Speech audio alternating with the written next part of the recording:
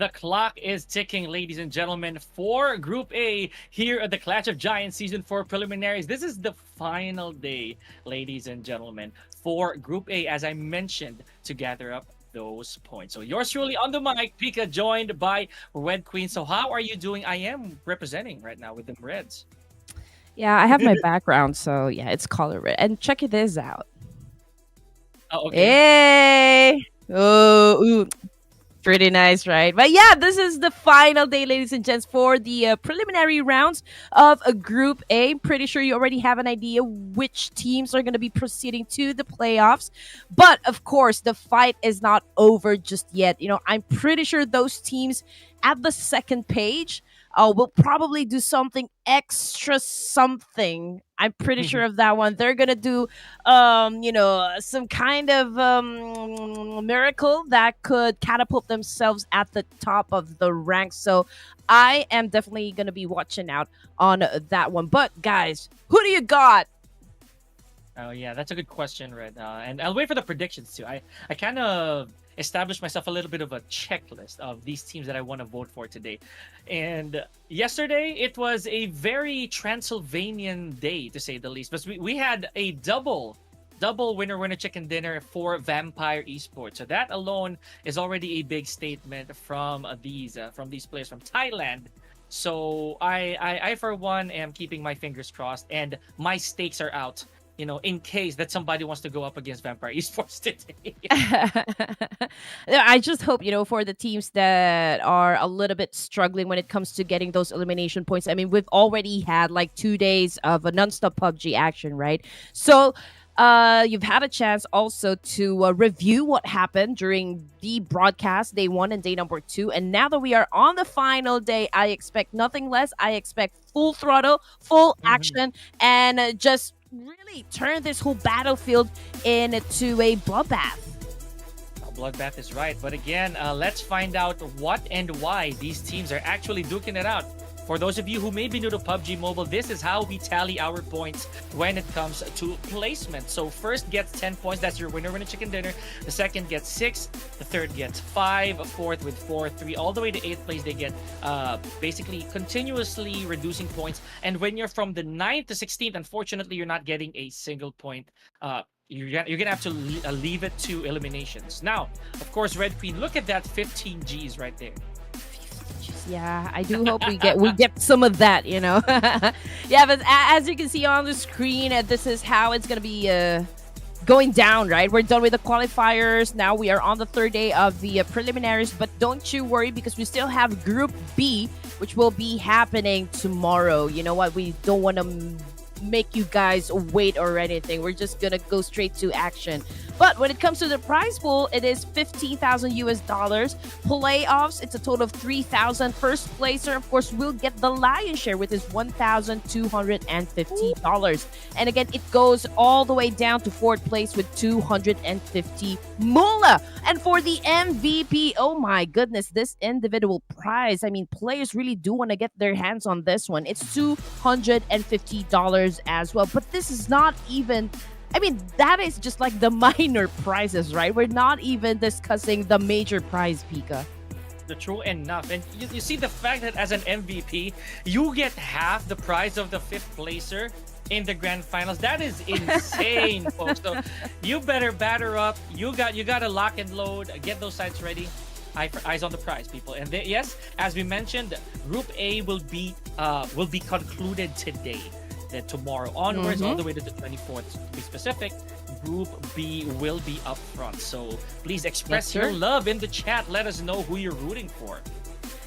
There you go. And you know what, BIGETRON Red Aliens, I haven't seen the tweens play in one map. It's always just Zuxi or Luxy. So I would want to see them in just one lineup. I bet they would really be unstoppable. But yes, Vampire Esports, they really caught up with the numbers yesterday. We also got IHC, which is the current reigning world champion. So I do know that these guys that we've mentioned just a while ago, they're heavy hitters. They're definitely going to be proceeding to the playoffs, which will be very exciting. Yeah, and you did say at the start of the stream right here, Red Queen, that the page twoers, as we call them, basically the lower half of our rankings, they're gonna have to pull off a miracle just so they make it to page one. Because I don't think at this point any of the page oneers are gonna drop the ball. I hope not, to be honest. So that also means that 13th place onwards, they're gonna have to dig a lot deeper. Speaking of which, here I am again with my biases, the Stalwart Esports, and we have 4 Miracle Vibes here. These two teams you hear a lot from us, so we're gonna try to put our faith in them once again. Come prediction time. I just hope that I get one more point on the board to chase a certain person's record. I'm not gonna say who that is. I'm pretty sure they are your biases, Pika. Come on, the Stalwart ladies. Oh, these girls are the perfect combo, right? I mean, they're deadly, they're beautiful. What more could you ask for? I mean, Stalwart Esports. Again, they are currently at the 2nd page of the overall rankings. But I'm telling you, if I play with these ladies, I don't think I can even knock down at least one of them.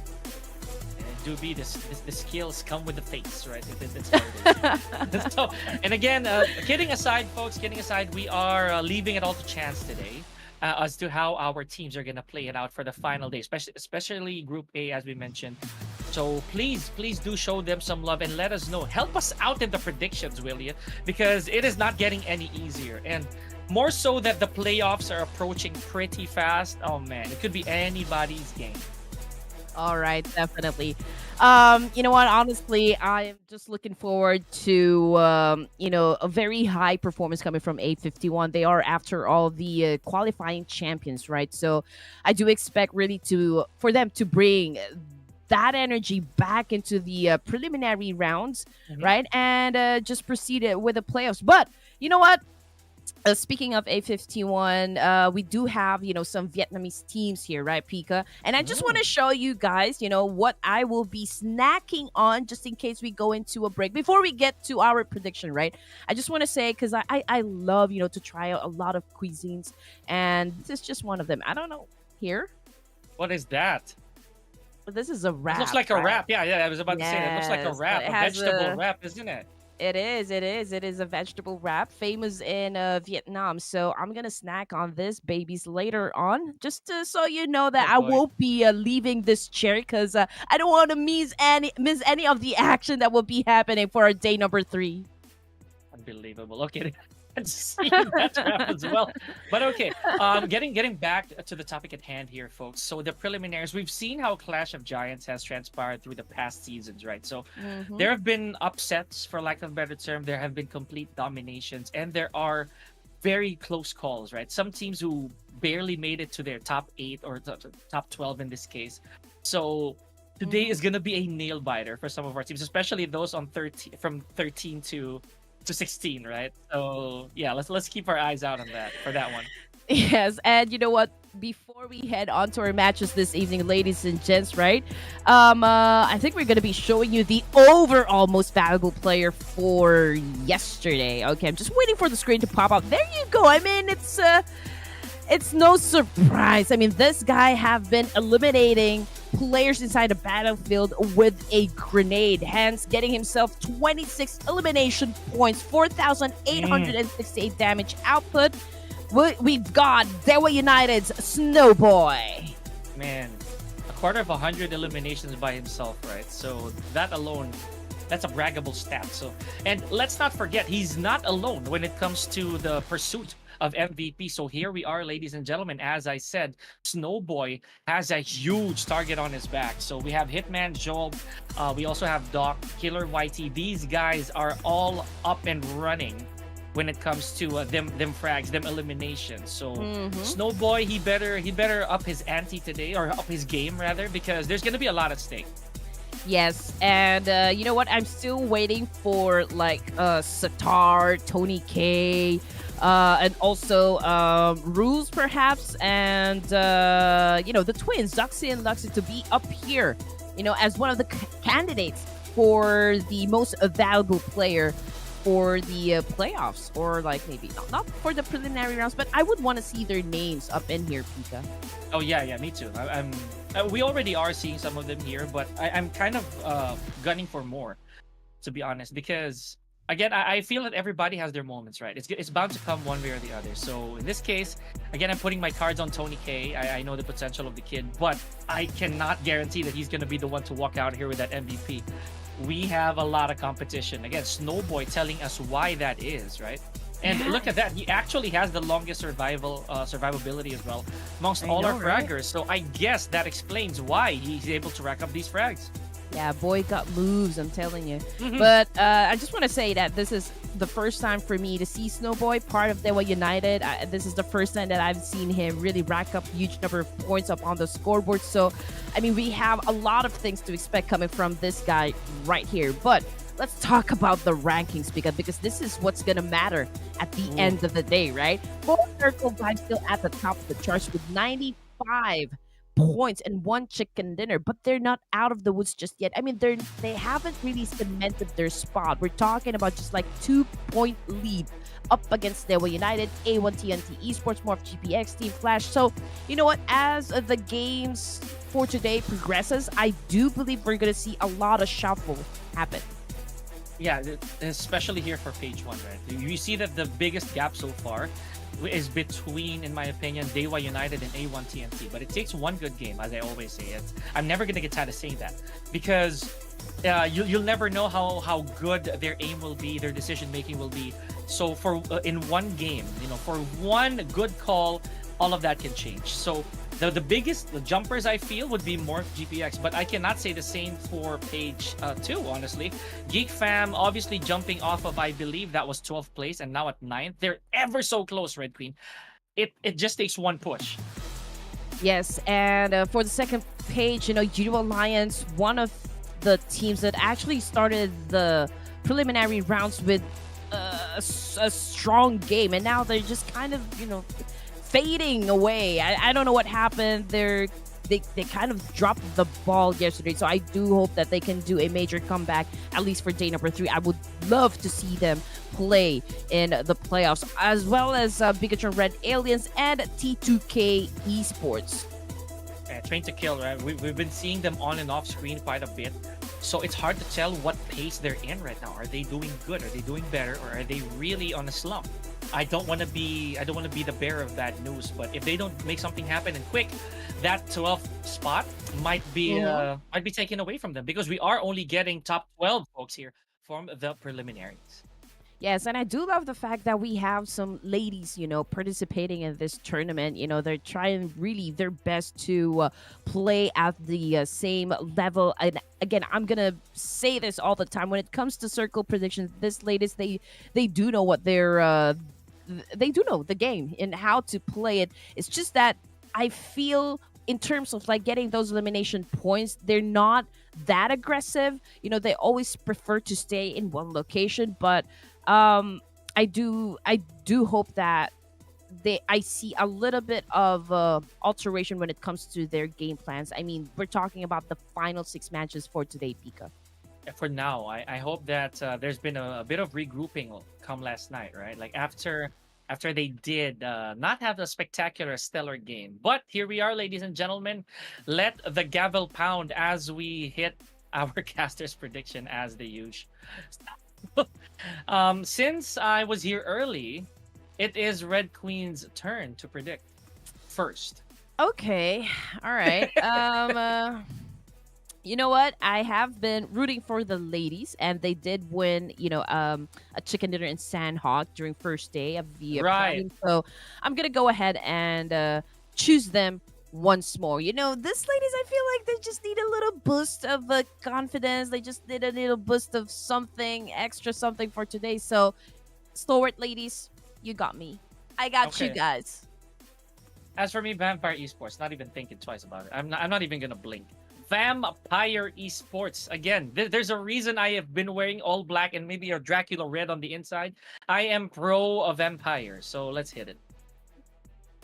How about you, production? Yes, we are waiting for you. We are waiting for you. No, don't think we forgot. We ain't forgotten. We don't forget. We so ready. Oh, it's Who taking you them got? a little bit of time to think Yeah, about which they. teams they And think's now, gonna. oh, Oh, okay. okay, not bad, not bad. How about And then- you, fellas out there? Again, this is just some mini game that we enjoy doing while casting. It's just to spice things up, and we would love for you guys to join us. So type down there in the comment section which of the teams do you think is gonna win our first match this evening, especially in the smallest map that we have in the competitive scene. I mean, this is the most confrontational map that we have so far.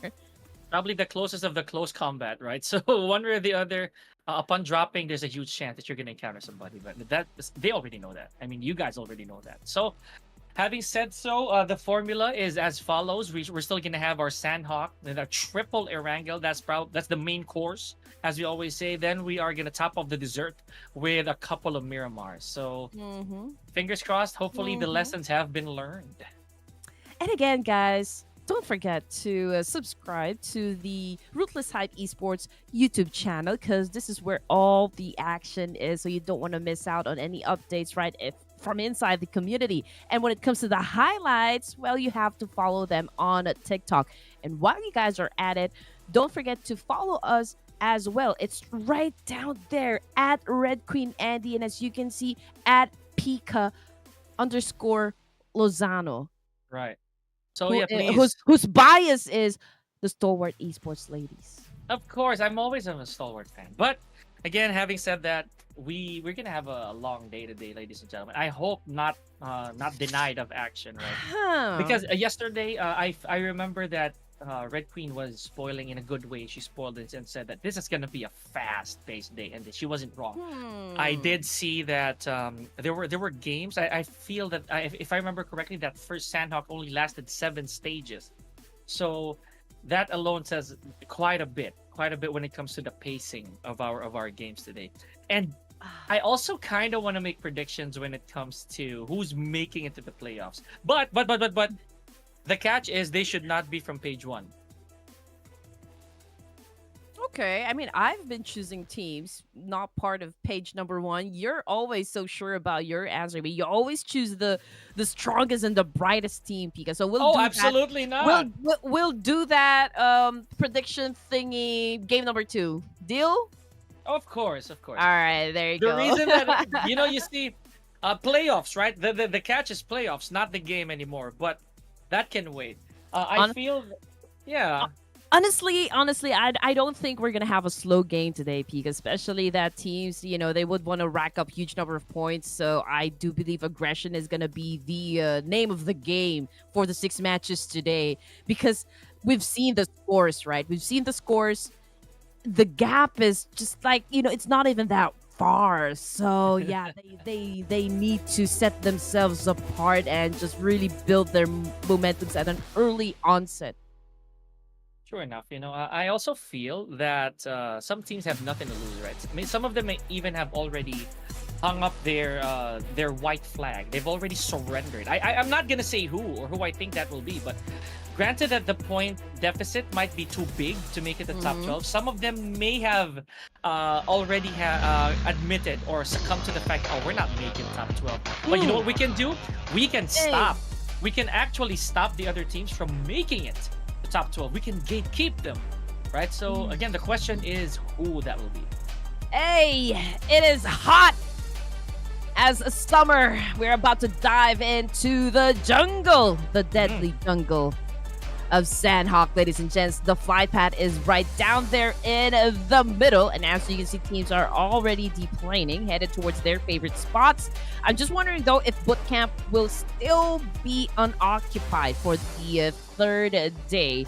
I can see teams such as A51, BIGETRON Red Aliens headed towards down south, probably dropping again around Sammy area.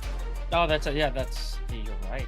And the fact that there are a bunch of teams already headed to Paradise Resort, that makes me even more curious. Because as we always say, Paradise Resort chock full of resources, but it is truly perilous, right? A lot of our teams are literally putting one foot in the grave just by thinking about Paradise Resort. But wow, before we could even catch our breath, contact, ladies and gentlemen, contact.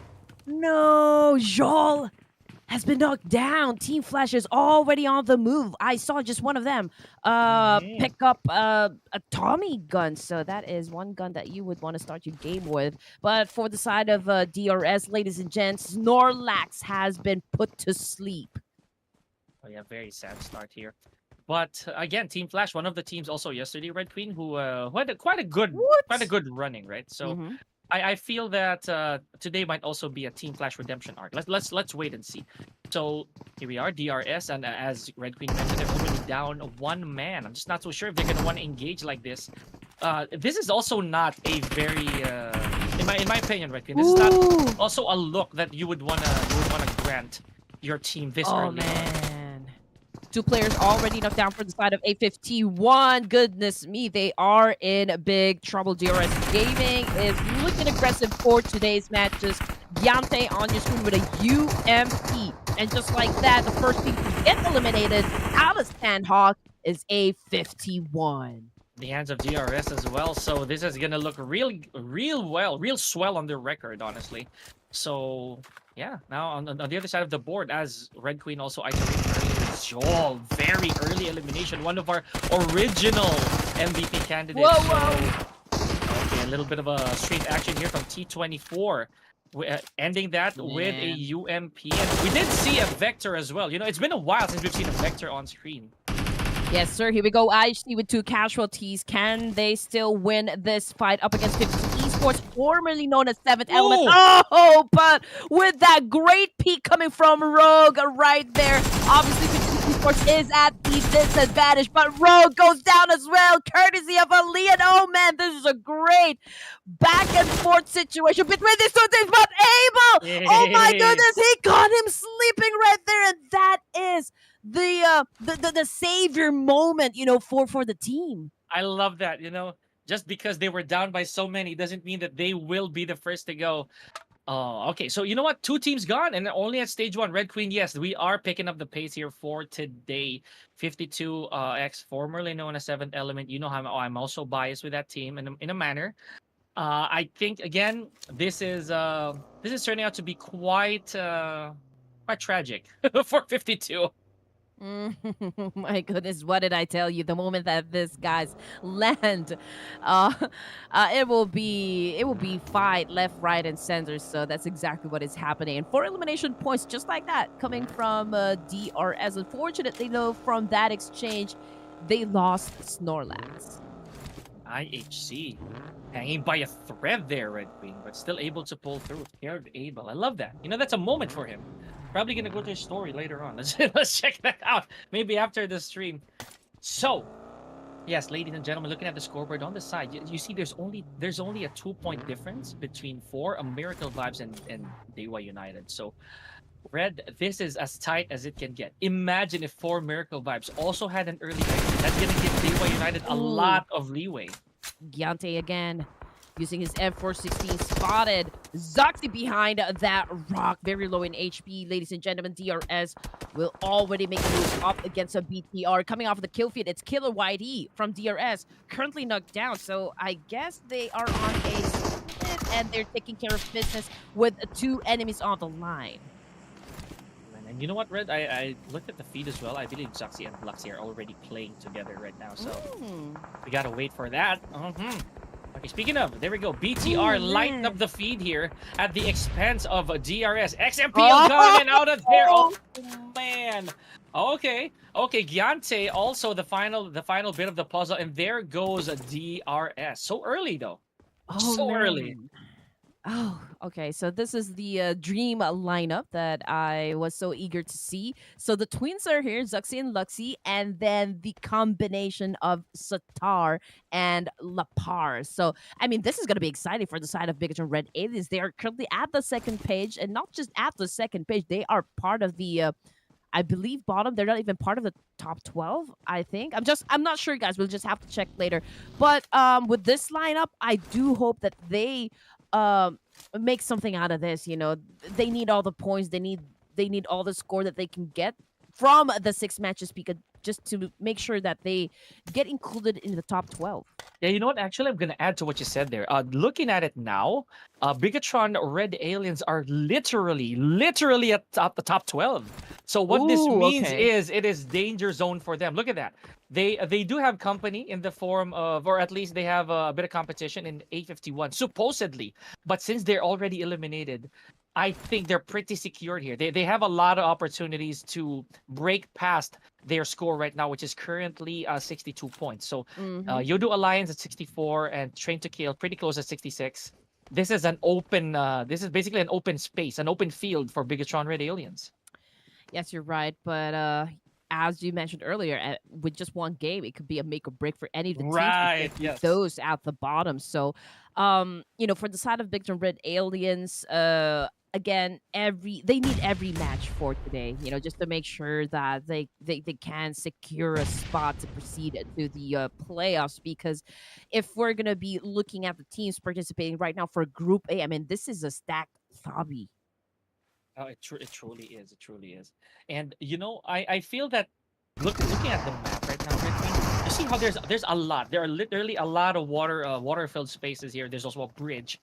So you remember yesterday we did see Ooh, that. Oh, IHC man. gone just like that because that was Abel, the last man standing. So yeah, as I Oh. was saying, there's gonna be a lot of people crossing rivers, crossing bridges that are yet to be unseen. We saw that happen yesterday, Red, and it didn't turn out well for whoever was trying to trespass. I mean, the thing is, again, Sanhok, it's divided into 3 islands, right? And the circle for stage number 2, um, it's half half. So Mm-hmm. we have a part of the main peninsula. We got the other half of the island. So it, this is gonna be an exciting one, Pika. We just have to wait where the stage 3 is going to land, because then they will have to choose sides now. Absolutely, it's gonna be tough, right? And it's when. The question is when. And an even harder question to answer is how. So if these teams they already laid sight on where the oppositions are, they just have to be very tactical as to how they break through the play zones. Okay. So MORPH GPS, another winner from yesterday, by the way. Ooh! Now putting the hurt on our ladies. Here we go. Sadly, we already have a one casualty, I believe, and one knock on the side of Stalwart's ladies division here. So, but they already have one elimination. I didn't actually see where that came from. Oh, there goes Yeah. Violet though. Honestly, I don't know what they're doing there. They're on a 2-2 split. Mhm.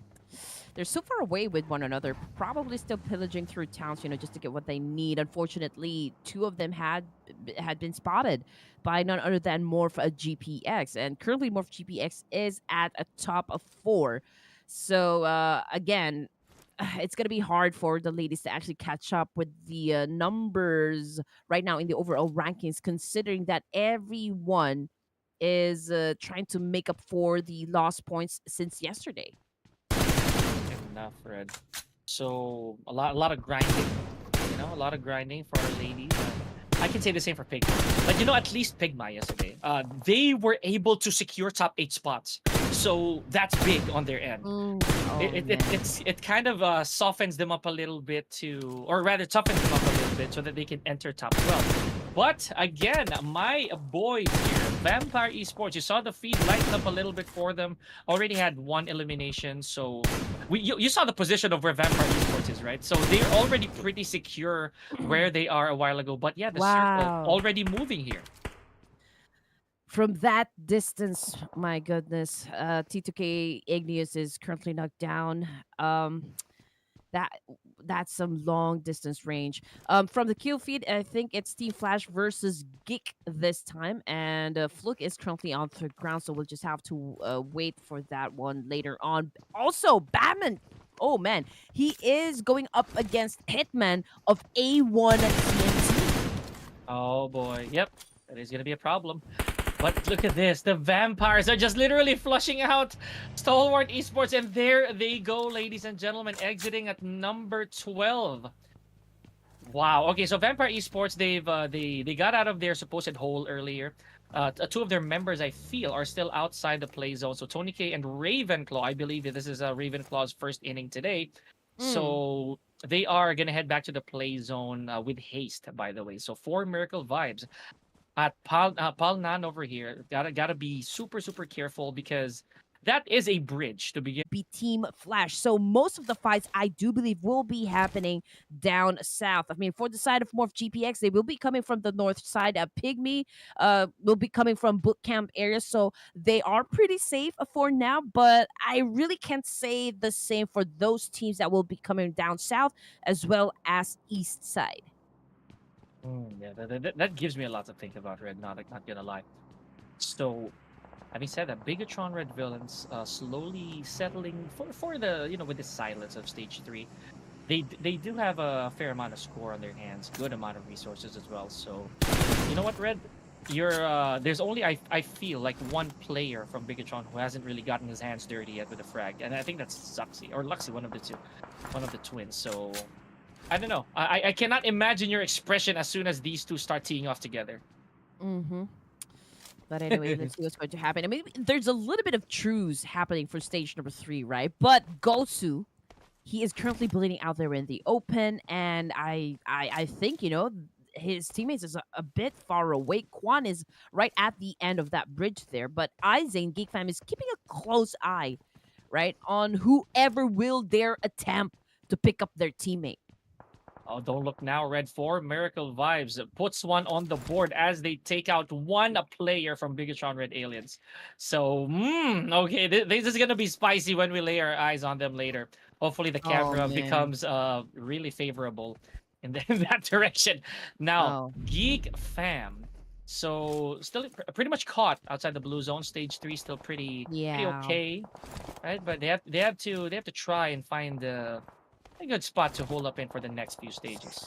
So if Geek Fam actually consumes the point coming from Team Flash, they will have to deal with the boys of YOODO Alliance this time. So we'll just have to wait and see which of the teams, right, will win that clash. But it doesn't look good really for the side of Team Flash. And coming off the kill fit, it looks like BTR caught Vampire slipping because Tony K has just been sent back to the lobby this time. And it looks like they are dominating.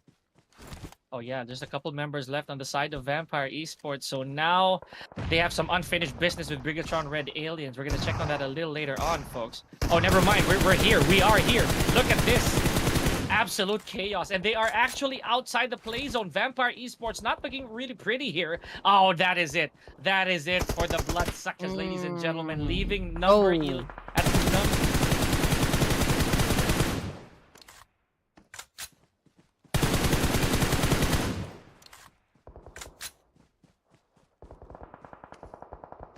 Is a difference when it comes to their gameplay for today. They are a little aggressive than usual. 6 elimination points under their belt, and they have just eliminated the guys coming from Vampire Esports, and now they're pretty close with 4 Miracle Vibes down there in Bainan. Oh man. Okay, so Luxi still alive. That's a good sign. Half of the twins are still alive, kicking. Now A1. So unfortunately, Hitman, one of the characters representatives, already taken out. But wow, Audrey from Geek Fam just pushed down by Jimmy from YOODO Alliance. So could this be what YOODO Alliance needs? They are still complete, by the way, Red. So that's still a huge chance for them to bounce back from this. Oh man, it's not looking too hot as well for the side of Geek Fam. I mean, it is only damn rude trying to make it happen for the team. I mean, Sonics is slowly fading away, right? About to leave Sanhok because of the blue zone. And checking out YOODO Alliance, we already have 1 casualty. Jimmy is also bleeding out, so we're down to just 2 active members. But here we go. A1 TMT, crowd's favorite, of course, right? We're still talking about 3 active members, but it looks like to me Deathstorm is a little bit low on the HP. Probably he is in a fight somewhere around Sanhok, and now I believe he is currently knocked down. Okay, so he is up against 4 Miracle Vibes, but for YOODO Alliance, oh man, they are picking off players from BTR, and just like that, with that exchange, BTR is now out of the game. And a while ago, I was about to mention Sinister. Yep, that's what I was about to mention that literally. Sinister was running dry on resources there, so not enough health, and we're already at stage 4. So you know what that means? The blue zone is already painful. Unfortunately, not making it out of there. That is a bad way to go. But at the same time, I kind of get it.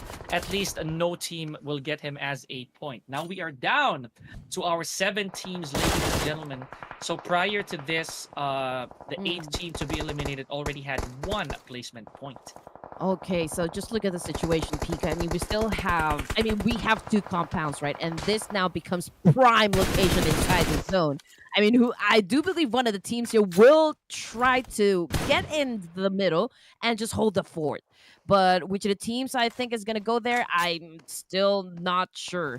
Morph GPX, 2 elimination points, and oh man, YOODO Alliance has just been eliminated. We're down to just 6 teams remaining. We've got 14 seconds on the clock. It is already stage 5, and we're about to see stage 6. You know, that's actually what I was about to get at. Only stage 5, actually, if you think about it, right? So we're already down to top 6, and it's only stage 5. So you're absolutely right. These teams are gonna pick up the pace today. You know, pedal to the metal. Now look at this, Snowboy. DEWA United. We haven't seen them pick off anybody yet. Taking their sweet time, maybe just going for proper positioning for the time being. And yeah, I like this. I like this approach from DEWA United. You know, slow and steady does it. I don't know what happened with A1 TMP, but they kind of died inside the blue zone. So maybe late rotation, or they don't really have that much resources. They haven't. They didn't have the chance to actually go for the blue. But here we go. 4 Miracle Vibes getting punished right now by Morph GPX. And again, we're down to our final 5 teams, right? T2K having the best chance to actually scoring the winner. DEWA United still outside of the zone. All 5 happening right at the edge of the circle here, ladies and gents. And unfortunately for Snowboy, trying to make a move. But, hey, man, he wasn't being careful at that time. You're really not, honestly. I thought that Snowboy had a concrete plan, but as soon as he got flushed out, that was really it for him. PIGMY looking really strong right now, the Red Queen. I did say this yesterday. They've been showing up. Now, rules from Train to Kill, just stopping that momentum momentarily. Baby Iron also getting a bit of the action against PIGMY. I had to say it. I jinxed it. Oh my gosh, from a complete squad to being the next to be eliminated. I hate myself. All right, guys, is it going to be Trained to Kill that will get the first win with the chicken dinner? T2K also needs some points, you know, on the scoreboard, so let's see what's going to happen. 4 Miracle Vibes. Oh my goodness, left with just 1 active player. Apex is already knocked down, but it seems to me that T2K is on a rampage now. Dog already making a move. Just came out of that small house right there. T2K Esports, of course, going for the pickup. They need all higher power, and Dog has just been exposed. He ran towards there, you know, in the open space, and he got a lot of damage there from that spray. Man, this is turning out to be quite a personal clash between these teams, Red Queen. I mean, look at this. Morph GPX, one of the winners from yesterday, Trained to Kill. We have DEWA United. So with complete squads, right? So it's 4v4v2. This is gonna put a lot of pressure on the side of DEWA United. However, I think for the time being, oh, never mind. I don't think they're safe anymore. I know that Hazel has information on where DEWA United is. So Arkra, literally with a boulder in front of him just to keep him safe. That blue zone is gonna start chasing him real quick. So they gotta come up with a plan right now. All right, so I did say that someone will definitely take over, you know, the compound right down there in the middle. So it looks like it's gonna be more of a GPX, right? And now they have the biggest chance to score the winner with a chicken dinner because it is a compound. They are surrounded by walls, so that is haven for them. All they need to do is just really anticipate the attack coming from DEWA United as well as T2K Esports. But we'll just have to wait and see where the next circle will land, because that would dictate which of these final 3 teams will really get Sanhok for first match this evening. And they really did slow down, didn't they? A while ago, stage 5, 6 teams. Now it's stage 7. We're down to 3. I know for a fact that they're going to try to wind down the clock here. I know that they're going to try to slow this down. Be very, very careful with their approach. And at this point, Morph, GPX, and Trained to Kill, anything that doesn't look familiar that moves, they're going to have to shoot it down. Ooh. Man, Morph GPX really, they do have the chance of getting or bagging the chicken dinner here, because I mean, Esports, they have to leave their compound, right? And just look at what's in front of them. We have so little trees, and not much rock, to go for a cover there. So more PPX really needs to be patient this time to play their cards right. But check it out, T2K. And it's not a chance for the team, but execution-wise, they really need to be precise and solid. What a shot from Baby Iron here. Okay, so Suyog in a bit of a pickle here. Now, this is gonna raise the question: is somebody gonna pick him up, or are they gonna let him honestly rot down the hole here? Because this is a very painful blue zone to say the least. Now, I don't think that Ignis would want to give up the spot. He's being very cautious when he moves. Because look at where MORPH is. High ground advantage, good vantage point. Man, Red Queen, this is not looking good for Train to Kill. Yeah, I mean, they're getting ambushed right now. I told you they don't have anywhere to go. More PPX, again, needs to be patient. They just need to point their guns at T2K because they know T2K will eventually leave the compound given the circle that we have. And now they're on the way to retaliate up against the remaining boys of DEWA United. Here it comes Zero again with the Molly attack and the name tag. Oh man, this is already chipping their health away. And just like that, Morph GPX takes the chicken dinner in the jungle of Sanhok. Absolute domination from MORPH GPX there, ladies and gentlemen. You saw with proper positioning, good calls, and true patient plays, right? Very, very patient plays, and they bagged their very first winner chicken dinner. I can already tell, Red Queen, they are keeping they have their heads held high, saying that, yep, we just did that. Not a single member knocked down for that final bout. Woo. Oh man, that was a good play coming from MORPH GPX. They are aggressive, which we do expect. But just look at that, Hazel having, not really the most number of points because he's the same with Musa, but it's teamwork that makes the dream work. So MORPH GPX stands proud, of course, banging on their chest, winning the first Sanhok match. The first and last Sanhok match. Right now. Yeah, that's right. So, ladies and gentlemen, that is actually the last Sanhok for Group A. So no one's gonna get retaliation after today anymore, at least for Group A. So congratulations to MORPH GPX. Now, they weren't really bloodthirsty, right? That's what I find really amusing. They just pulled the trigger when it mattered. So you gotta hand it to them. They played it like true hunters. And I mean, for every match for this evening, Pika, you cannot end the game without any score. It's you're gonna put your team in a very crucial situation if you have a lot of early eliminations. That's all I can say. So let's talk about the teams to watch. MORPH GPX, T2K, DEWA United, and American Vibes. So in terms of consistency, this, guys, you need to watch out for inside Sanhok. But then again, that was the last Sanhok for the preliminary round of Group A. So most valuable player, let's check it out. Who gets the crown this time? There you go. For American Vibes, we've got Doc on your screen with 666 damage output, 40% team contribution, and of course 2 elimination points. It really isn't about the number, folks, but it's how you do it. So much deserved here for Doc. Now, I feel that in the coming games, we're gonna see a lot of turn-ups here. And remember, it wasn't 4 Miracle Vibes who actually scored the winner chicken dinner. So MVP could come from a team that didn't really bag the dinner. Let's see how that's gonna go.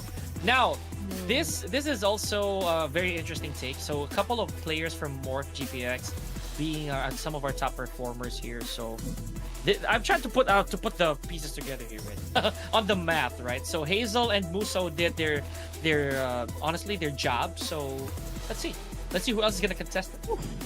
All right, here we go. Match summary, ladies and gents. Again, high elimination. It goes to Hazel for PPX, Knock for MV. Highest healing, it goes to Rowdy of A1 TMT. We've got Rogue as well with the highest and damage. Okay, so the thing is, even though Hazel has like 3 elimination points, right? But we're talking about the damage output, and it really goes to Doc of 4 Miracle Vibes. But yes, when it comes to chicken dinner, it's MORPH GPX, 19 points in total, topping the chart. Followed closely by T2K with 11. So these are the only two teams that actually ended the game with a double-digit score. Yeah, imagine that, right? Just one more frag and it could have been it's a venti right there for MORPH GPX. But unfortunately, though, cannot say the same for Team Flash, who left with zilch. Sadly, ladies and gentlemen. So, but you know what? This is still pretty okay considering the Team Flash is still in page 1. Right, they're still here with an untouched 84 points. So, oh man, maybe the next game, they're definitely gonna try to put themselves out there. MORPH GPX, big leap now at the top spot. oh man, coming from they moved 3 ranks. I mean, we were expecting that DEWA United was, of course, that overtake for American Vibes, but it was a MORPH GPX. And again, it only takes 1 game, right? It's a make or break situation for most of the teams here. Now, comes second page, it's P2K Esports landing at 9th spot with 77 points. I mean, very close still with GEEK Fam, but GEEK Fam, after Sanhok, they moved down 1 spot again, ladies and gents. But as for the guys of BIGETRON Red Aliens, with an awesome roster like that, with an awesome lineup, man, I do believe that they are going to be on fire for day number 3 of the prelims. I'm with you on that one, Red. Let's see how that's gonna be. But I like the fact that final exchange, that top 3, went all on MORPH GPX side. It's almost a clear indication that they were gonna take it, right? But ladies and gentlemen, yes, that is how we kick off our final day of the preliminaries here, Clash of Giants Season 4 for Group A. We're gonna take a short break. Please do not go anywhere. Red Queen and Pika will be right back.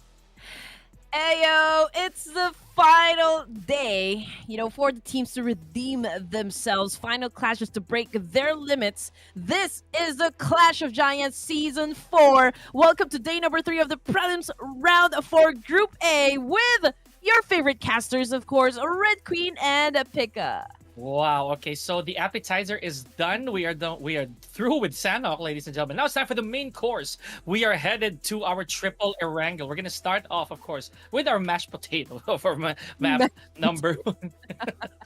Isn't that an appetizer if you think about it? But okay. Now that I think about it, they were a bit far from the shot, right? So Vampire Esports, you're gonna have to set this one out from my prediction, right? I'm gonna take helm here. I'm gonna go with A1 TMT. What? I Yeah. believe this is the first time you picked them, but okay. Yes, absolutely. It is the first time. Yeah, I mean, they're bringing in some kind of weird, different, but good energy, right? Coming from A1 TMT. But that you know right. what? You know what? I have a team that could go up against A1 TMT when it comes to vibe, that is, all right? Again, I've said this a while ago. This is the first time that I've seen Zoxy and Luxy play. So Okay, those are the I see it. queens, I see right? it. And Lapar and Satar. I mean, this guys, the team composition's just like fascinating. So I do expect great things to happen for the Erangel match. This is going to be the first Erangel, ladies and gents. So I'm going to go ahead and lock in BIGETRON Red Aliens. I mean, we have to consider the fact that they are trying to catch up, right, with the numbers up on the scoreboard. So, oh man, I feel like they're going to be really, really aggressive. So be aggressive. Be aggressive. Yes. Here we go. I get you. And again, no wrong answers here, right? We all have our own. Look at Prod. Went straight to DRS and locked it in. So I love it. I love it. We're gonna check that out. What if Prod really gets I'd be darned if Prod gets a 2 before me. Honestly, I'm looking at you, Prod. Okay, but again, anything can happen. It is indeed the last day, so we've already seen the MORPH GPX actually kick off today with an authoritative win. No casualties, making it to the very end. Yeah, it's anything can happen Sunday for today, ladies and gents. And I do wonder, Pika, because one of the main player coming from the Real Soldiers actually left the team, right, and joined the T2K. And DRS is already part of the top 12. Now, T2K, I can see they are still part of the top 12, yes, but they're a little bit struggling, if you're going to ask me. So I'm saying that they're not out of the woods just yet. There's still a lot of things that can happen. One mistake can actually cost them the game. So I'm waiting if is there going to be any difference at all, in terms of like the team dynamics and how they play, the chemistry and whatnot. If the Real Soldiers can actually maintain their pace. I can say the same with T2K, with a new player coming into the lineup. Is there some sort of like what do you call this, a big impact, in terms of like getting the elimination points or like just really getting somewhere in this tournament? Yeah, very good point. And again, I feel that there has to be a boom, explosive, shock factor, right? An explosive ideal for these teams to actually make it out of there. Remember, the last time we checked also, DRS was smacked right there on 12th place. So that alone is, I feel, a catalyst as to why it's becoming more crucial as the games go by here, right? Because any single variable can tweak these standings, right? So what if they don't place well, but they have a bunch of eliminations, right? We've seen that happen before. Something as high as 18 frags for one team, that we've seen that happen. So imagine that. An 18-point addition to your scoreboard, that could mean a lot. Well, some teams, they leave the lobby without a single point. We've already seen this happen, right? I don't want to be too pessimistic about it, but if nothing really changes up between place 13 to 14, we already have a clear-cut advanced number of teams, right? Yes. And I guess no matter how prepared you think you are, whenever you get inside a game, you still have to consider a lot of random elements that could really affect your entire gameplay, right? Mhm. There's the luck, of course, and how good you are or how good of a feeling you have in the game.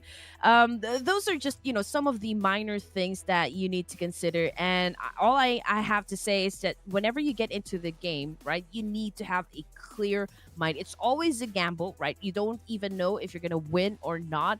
You don't even know if your enemies actually have read all of your cards, all of your tricks up in your sleeves. But the thing is, you just always have to be proactive with whatever it is happening inside the game. True enough, yes. I like that. I like the fact that you brought up being proactive and being adaptive, because these things are such huge variables when it comes to advancing. Because something like having three Erangels in a row, you can't be tripping on the same stone twice. In this case, thrice, right? So you better take note of those mistakes. And what if Yeah. you land on the same flight path? You land on the same drop zone. It's not gonna look pretty, and it also hurts whenever you come up with a plan and then another team just gets in the way, which is most likely gonna happen.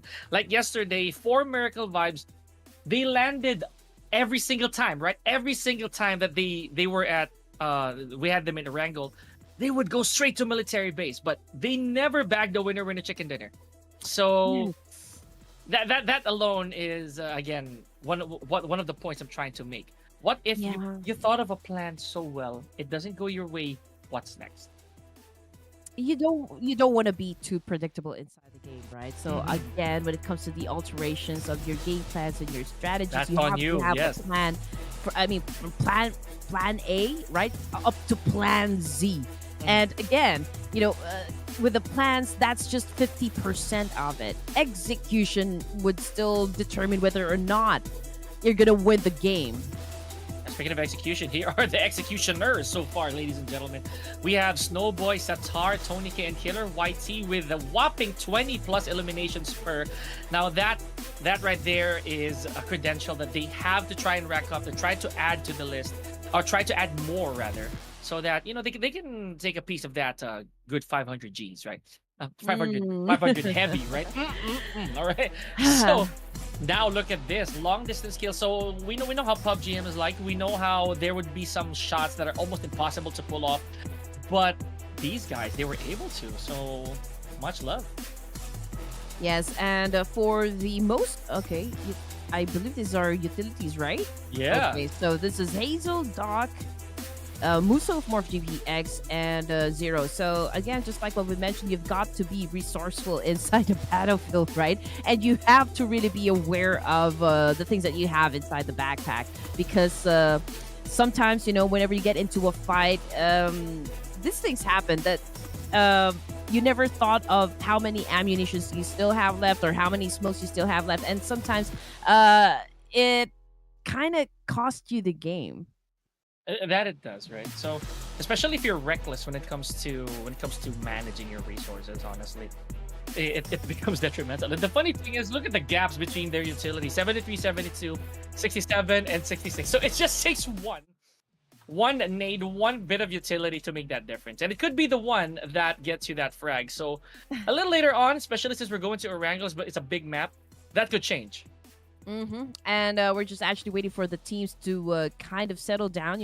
As you know, they're just prepping up. Getting ready for the first Erangel this evening. So while they are preparing for it, again, I'm just gonna remind you guys to subscribe to Ruthless Esports YouTube page, right? Because this is where we do our live broadcast. And for the updates, we got a TikTok, Instagram, and Facebook. So that's where we post whatever it is that is happening inside of the tournament, right? So don't forget to follow, like, and share, whatever, so that everyone can actually get enticed, and also invite your friends to come and watch, because this is already day number 3 of the prelims. And I'd like to plug our socials for the first time. I'm the one doing this, so yours truly, Pika Lozano over there, and Red Queen Andy. Just give us a follow. You feel that we deserve it. We'd be waiting for you guys. Now, let's get back to the nitty gritty talk here, Red Queen. So a while ago, the PIGMY, as I always say, they don't show up very early, but for some reason they always break through the top 8, don't they? I love it. Yeah, I mean that's the thing. So that's why I don't understand why they're part of the bottom four in the overall rankings, because we always see them in action, right, inside of battlefields, and we always see them knock down a couple of players, right, whenever they get into any engagements. But they're still at the bottom. So again, we're down to our final matches. Again, they need to be aggressive. They need everything, whatever that they can get from inside Erangel to make sure that they can at least improve their status, right, in the overall rankings. Yeah, I'd like that. If they'd be finally be able to close out a winner chicken dinner, that deserves a victory lap, to say the least. So here we are, seconds away before deployment, ladies and gentlemen. I feel that this time around, we're gonna have a military base, and I don't forget that I said that. It's just presumption at this point. But if we do, oh man, Sir Cloud will be grinning. All right, here we go. Second match, first Erangel of this evening. And do love the fact that we have our, IGNs on the screen, ladies and gentlemen. So again, please don't forget to follow us on all of our social media accounts. Now, again, most eliminations still on your left screen. We've got Snowboy, Tony K, and, okay, completely missed the other player there. But knockouts, still Snowboy, Satar, and Doc of 4 Miracle Vibes. We've got Audrey, Snowboy, and Satar again for the headshots. It's always the same guys, right? Yes. Always the same guys. Snowboy, Joel, Dog, we got Satar. So again, the road to MVP, the competition right there is pretty tight. Oh man, and you see how since we're headed south, it just goes to show that Sosnovka military base is going to be our last stop. So I wonder who's gonna try to stay in the plane for as long as the trip can last. So looks like it's gonna be A51. Oh, even I think YOODO Alliance, there's a huge chance that they are gonna be. Oh wow, we have company, right? Here we go, 4 Miracle Vibes, no longer alone in Sosnovka military. Man, this is gonna be lit. Yeah, but I believe A51 will be headed towards Novo. Are they? The last time I checked, yes. But 4 yeah, will right. stay in the middle of the military base. But just check out the first circle, ladies and gents. It's brutal because obviously we don't have that much space. So it's really going to get crowded as soon as we step in stage number 3. But let's check out what is happening with MORPH GPX. Man, he already has a shotgun. And I don't think his opponent has anything, anything in his backpack. So he is running away, or at least trying to run away with his life. Oh, man. Yep, this is it. This is the double-edged sword of Erangel. Huge map, random resources. You don't know what you're getting. This is basically a box of chocolates, folks. So no! Nice, beautiful intro frag here from Zero. Okay, nicely done. And that grants him the first blood of the day. Oh man, just whacking off is Zero. Beautiful. Oh man, Izane tried to rescue his teammate right there, but the tables have been turned. So unfortunately for the side of that team, they just lost 2 of their players. Now here comes BTR again up against DRS, and XMP already out of the game. Killer Whitey looks to me he's really out there in the open. Pickup will be a bit hard since they're pretty close with one another. But Satar, this is a tough one, Pika, because he has an AKM. It uses a 7.62 bullet here. So I mean, the damage that this gun can do is outstanding. You have to make those shots count. Unfortunately for Satar, he doesn't have any reloads to work with. Not to mention no medical utilities. So this is a bit of a bluffy situation. Is he gonna go in for the kill? Is he gonna finish the job? But yep, that's my point. That's my point. Yep, Snorlax just reeled him in. BTR, really tough situation here.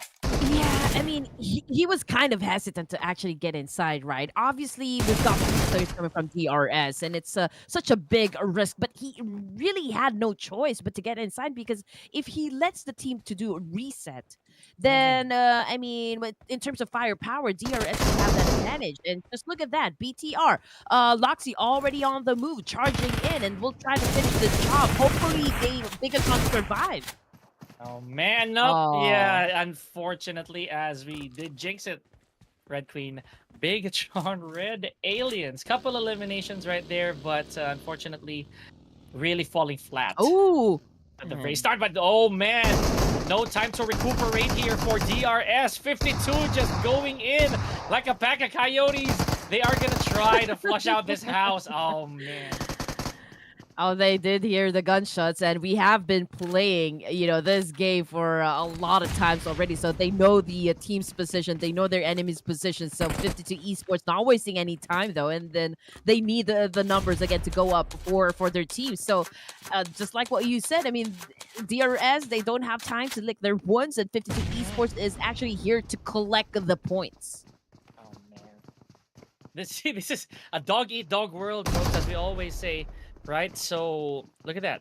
A bit of a cat and mouse chase here for both for DRS and 52. So it's T24 and Shahmir. Very tough spot here for DRS. I don't even think they're gonna make it out of here. I mean, if I'm just gonna be realistic, what was that throw from Shahmir? Man, okay, really tricky angle there to say the least. 52 Esports popping off that smoke, obviously, just to give DRS quite a big surprise, the moment that they decided to attack. But 52 already lost Goku bot, right? So we're down to just 3 players. Now, DRS, oh man, they need to do good to defend themselves just to make sure that they still have a chance to get to the latter stages of the game. But, I mean, going up against 52 Esports, man, it's gonna be a tough one. True enough, honestly. Yeah, having lost one guy, but still able to maybe rack up the eliminate or steal, for lack of a better term, right, Tweet? To steal those last 2 players of DRS, that's gonna be huge for them. Remember, DRS already eased up the playing field after eliminating Bigetron Red Alien. So this is gonna be huge for 52 because they need the points as well. DRS is really being patient here, Pika. I mean, they're just really anticipating the attack coming from 52 Esports. I mean, they're prepared. They are ready. So any moment now, 52 Esports decides to come up those stairs. I mean, DRS Gaming will definitely bite. And just look at the trigger discipline coming from Snorlax as well as Killer YT. I mean, they're not making any, like rush movements whatsoever. DRS, not being reckless in this situation. And they're practically saying that, okay, you want to eat, you want this food, you want to come and get us, just dare go up those stairs, and you get what you're looking for. Yeah, you know what? I'm actually anxious now about if this was a right or wrong choice on the side of 52 because now it is a duel, and I mean that with both players, not just a 1v1 here. We got a 2v2, so it's whoever manages to close this bout with authority that's gonna make the biggest difference. Okay, so now I'm pretty sure that this over-the-shoulder shot from Snorlax, he's able to scout Alyan from that opposite compound. I'm just not so sure how long he's gonna stay here at stage 1. Look at how many teams are outside right now. Yeah, this guy's be carrying some heavy artillery right there. Alien, oh man, he wasn't too careful there, and Killer Whitey just capitalized on that information and just took down Alien from that spot.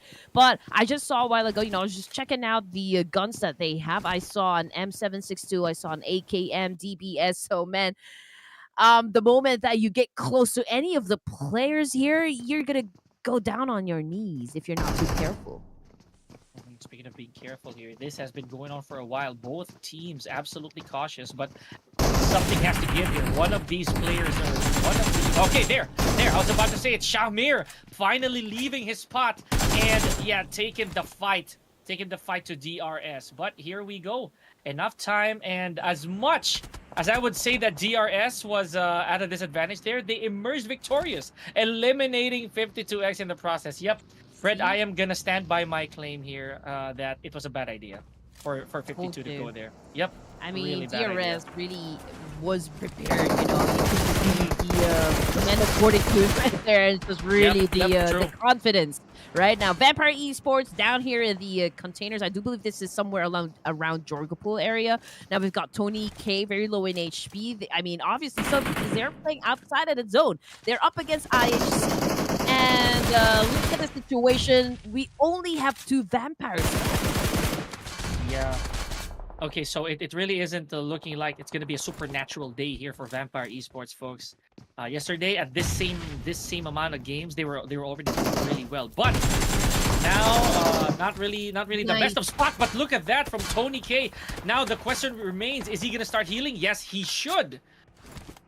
Man, that was a good counter right there coming from Tony K. I mean, he was low in HP, but then you know he just went there and actually did a massive spray. He jiggled a little, which was you know I think it already helped, you know, dodging those bullets. So Vampire Esports remains to be alive, and they actually have a chance to fight in the last few zones in this match. Now, coming off of the kill feed, I think some of the girls are also on their knees, and Hmm. some of the other guys away coming from.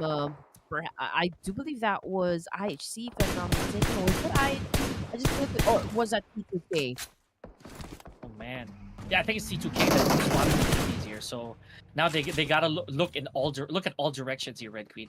That's very unfortunate because it was Wisdom who was caught outside.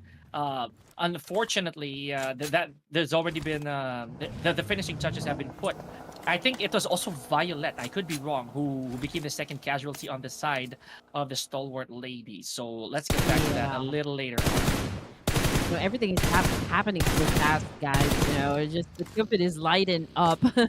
And now looking at the circle, we've got A1 TMT right there, smacked in the middle. Pretty close with the guys of Team Flash and Pygmy Esports. And down south, we've got YOODO Alliance and MORPH GEEK. And the two teams who have taken Wow. over the mountain ranges of Gakka and just making it rain bullets to whoever will come in their line of sight down below. The persistence of Duka as well, Red Queen. You know what? Yeah, you're right. At this point, it's an ambush situation. But Duka, I think, has to play survivalist for the time being outside of the blue zone for now. It doesn't hurt much, but it is going to take a toll on your resources. I don't know how the rest of the stalwart ladies are going to regroup from this one. Meanwhile, still in survival mode, out here in the Hmm. sun, the boys of Vampire Esports trying to put a lid on. Yeah, they're applying huge pressure there. I mean, considering the fact that T2K, okay, you have the high ground advantage. Unfortunately, you are outside of the zone, so that's the big challenge there for the guys of T2K. Now, again, circle time. We've got Team Flash coming from down south. Morph GPX still trying to settle score up Oh against boy. Four Miracle Vibe. Oh, Morph GPX coming off the kill feed is. I mean, they're getting picked off one by one, and Duka coming from Stalwart Esports. I believe this is her second time to get knocked down. yeah, if I'm not wrong as well, but a while ago, just to add to what you mentioned, yeah, it is. It is a YOODO Alliance that is putting the hurt on Morph GPX, our previous winner in a chicken dinner. My goodness. Okay, so for a Miracle Vibes looking quite healthy here. And you know what that means, Red? Now, the score is no longer going to be tied between a Morph GPX and for a Miracle Vibes. They now have a chance to take the top spot from Morph because just like that, they were eliminated. I mean, these guys for America Vibes are playing it easy. They are, you know, the top 5, so I guess they're pretty safe. But as for finishing this set of matches at the top spot, it's there's a big question mark right there. But they continue on with the rage up against the YOODO Ouch! Alliance Oh, or American Vibes now continues to be woo! dominance is really right there. And for America Vibes obviously wins at the fight. YOODO Alliance has been eliminated. A good try though. And now this is a big problem for Yodu because they are currently at 12. So with a total, I believe, of 73 points, they have to work harder on the next game, right? So that they do not abandon the spot. Because Geek is still alive. So the way that Geek is now, they still have 2 members. It could still change if they manage to put up some more frags along the way. Meanwhile, moving on to a train to kill. It's only Suyo who's yet to get his team contribution. You know, you said it well a while ago. Just play it easy, right? Play it slow. Let's take it slow, so Mhm. slow. Anywhere you wanna go. Oh, that's a poetry right there. 851 on your screen. Ladies and gents, and again, these are the champions for the qualifying rounds. And I'm just happy to see that, they continue to be at par, with all of the better teams that we have in this competition. Now, Arrow, on the other hand, a trip right there, courtesy of one of Team Flash. Now, coming from behind, we've got Apex of 4 Miracle Vibes. But the question is, can he save his teammate from the inevitable death? But speaking of inevitable death, right there, we have Apex already taken out by the blue zone, and Kwang with more, I'd say, more carnage, right? Vehicular manslaughter, as we always call it, with these when these teams are just not trying to save them bullets, right? So trying to save some rounds, but still a convincing frag.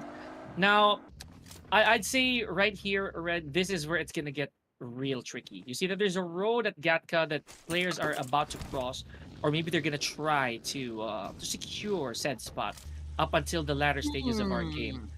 And look at this, compared to how we were earlier, we're still at 11 teams, and this is already stage 4. And there you go again, Pygmy, arriving all together, inside that compound right there. They still have a complete squad. Again, there's always an advantage.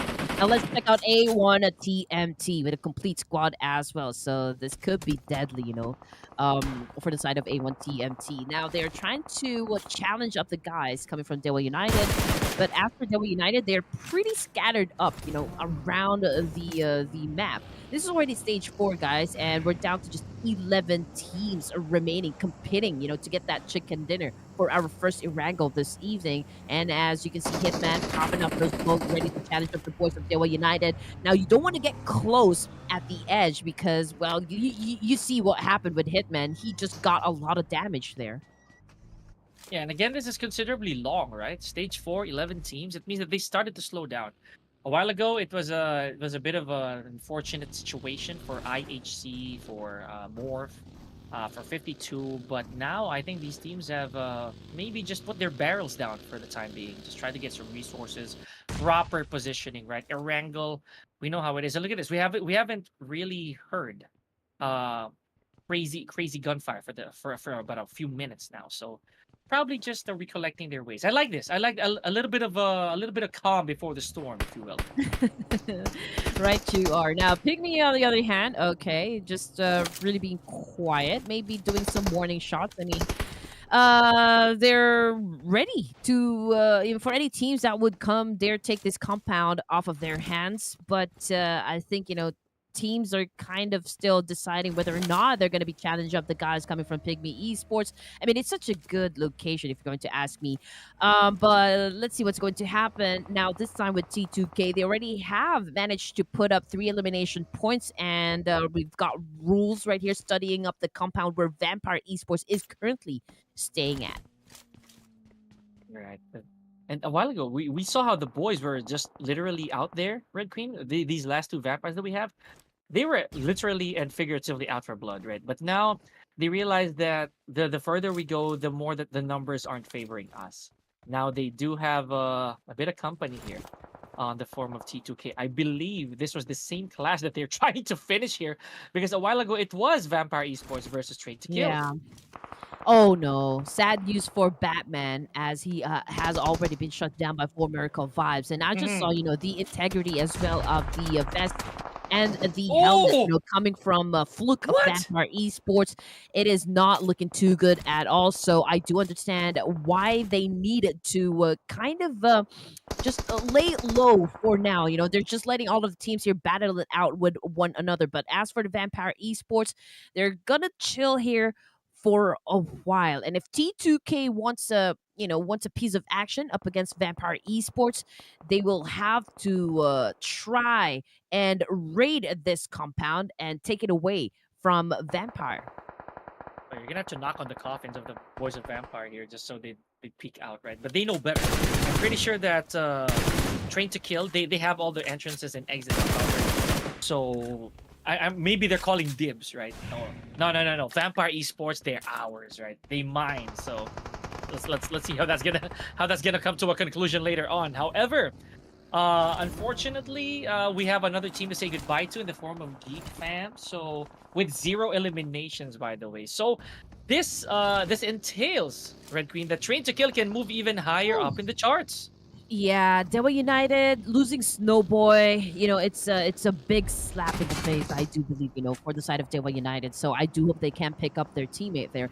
As for the side of STE, man, oh man, they've managed to get into stage number 5, but unfortunately, someone already put a stop to that one. Now here comes T2K with the attack up against VPE. Now Fluke, again, I already said that, the integrity of his armor and helmet is not looking too good. So he needs to be careful in dodging those attacks, especially coming from T2K. We've got Love cooking up that nade. PIGMY is already ready to back up Love in this situation. Now he's trying to defend himself. Tony K providing a little bit of assistance, but honestly, no. Really died.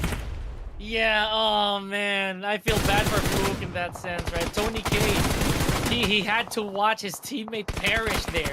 Oh, he could definitely hear the gunfire, right? But I'm pretty sure that he was just told to stay put. Man, that is so sad. But Tony K, look at this. He is getting a bit of vengeance here. And they try to pour up in Igneous. Wow. Okay, maybe we're wrong here. Tony K just might be able to make a miracle happen. Yeah, make something, for the team. I mean, look at the integrity of his armor as well. I mean, you understand the reason why he had to stay, right? The two of them had to stay inside the house. But yeah, T2K. Oh man, that was an essential kill coming from Tony K, putting down 2 players right there of the Train to Kill. So if you want to save your teammates, you have to come and get him. Obviously, he did not finish them off yet. They're using him, or he's using them as bait. And you gotta give it to Tony K for doing this, honestly. And though they're up in points right now, it is really just a no. I was about to say that I wanted to see the conclusion here if Tony K is gonna be able to find Suya, but yes, he fell in the hands of A51. But you know what? He kept his pride right there. He kept his end of the bargain. Yeah. Yep. Vengeance for you guys. Vengeance. We got Train to Kill. All right, here we go, and this is what we have been waiting for, right? In final 4 teams, we've got PIGMY, A51, Team Flash, and DEWA United. And again, I already mentioned this a while ago, PIGMY remains to be intact. They still have a complete squad, but Team Flash, on the other hand, Korn has already been knocked down. So it looks to me, Pika, that PIGMY is flexing a muscle here, shutting down their enemies from a long range. Cross map, if you will. Look at that. Juan taking out nukes from DEWA United. My goodness. That's that's only a ×3 scope, Red. That's not even the maximum that you can get out of this, right? So, wow. Man must have had 20 vision at this point. Or maybe at 19, I don't know. But he clear as day. And here we go. We've got Quan changing locations. I think he wants to get the job done, just make sure that, he gets all angles covered. Now, again, A51 with 3 elimination points. As you can see, they're pretty scattered, right? They're kind of carry themselves, they're out there on their own. Mukesh heading to another location himself. All this right now is retaining information inside your head and just really knowing where to point your guns at.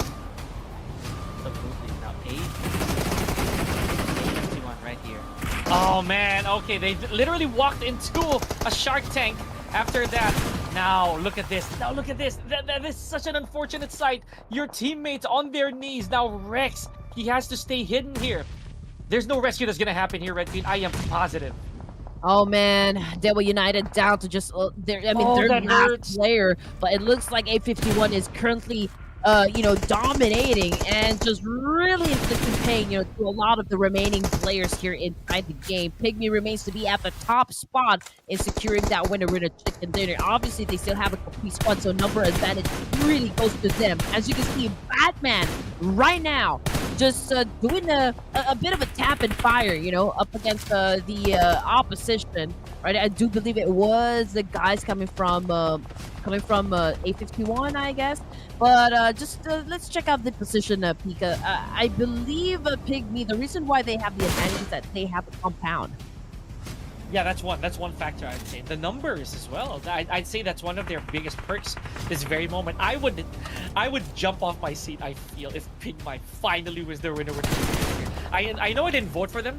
I did not say predict that they would get this, but I did say before, if you recall correctly, that I have faith in PIGMY. So if they manage to get out of here, Red Queen, I'm bowing literally from where I sit. Now, look at this. A really good spot that we're seeing from both from all these three teams. But I think, as you mentioned, PIGMY has the best chance. Position, distribution, they're gonna be able to hold on for a few more stages. Yeah, I'm trying to check whether or not, A51 as well as the Team Clash, do they have any vehicles left, for the team? I don't think so. I mean, this is a pretty open spot. So, PIGMY Esports, all they need to do is really be patient, at this point in the competition. I mean, they just have to let A51 as well as Team Flash come to them instead. Now, this is not stage 7 or like stage 8. We still have, 3 more rounds to go. As for now, the game plan would be to stick right at the end. And the moment that we step into stage 7, I think it's going to be chaotic because everyone needs to run. It's every man for himself, Yeah, this doesn't feel like Erangel to me at all. This is more like MIRAMAR at this point, Red. They are forced to start going into serpentine motions, right? They have to strafe. They're gonna have to dodge bullets here, and I'm not talking about hiding, folks. They're literally gonna have bullets grazing their ears over their heads. Oh, okay. So far, no dice from our players. We have an AWM here on basically a wick walk. So, I don't know, Red. I'm holding my breath.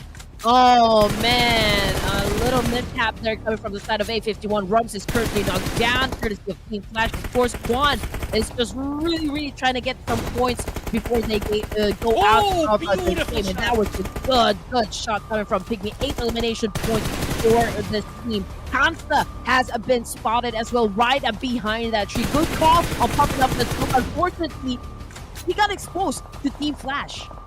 Man! They're gonna sit this one out, Red. I can already call it. PIGMY, ladies and gentlemen, 4 members strong against Team Flash and A51. Oh, look at this. Rex still punches back with a nade. Now this is gonna put a little bit of worry on the side of Team Flash. Batman also in trouble here. Ladies and gentlemen, Rex still strong, still standing.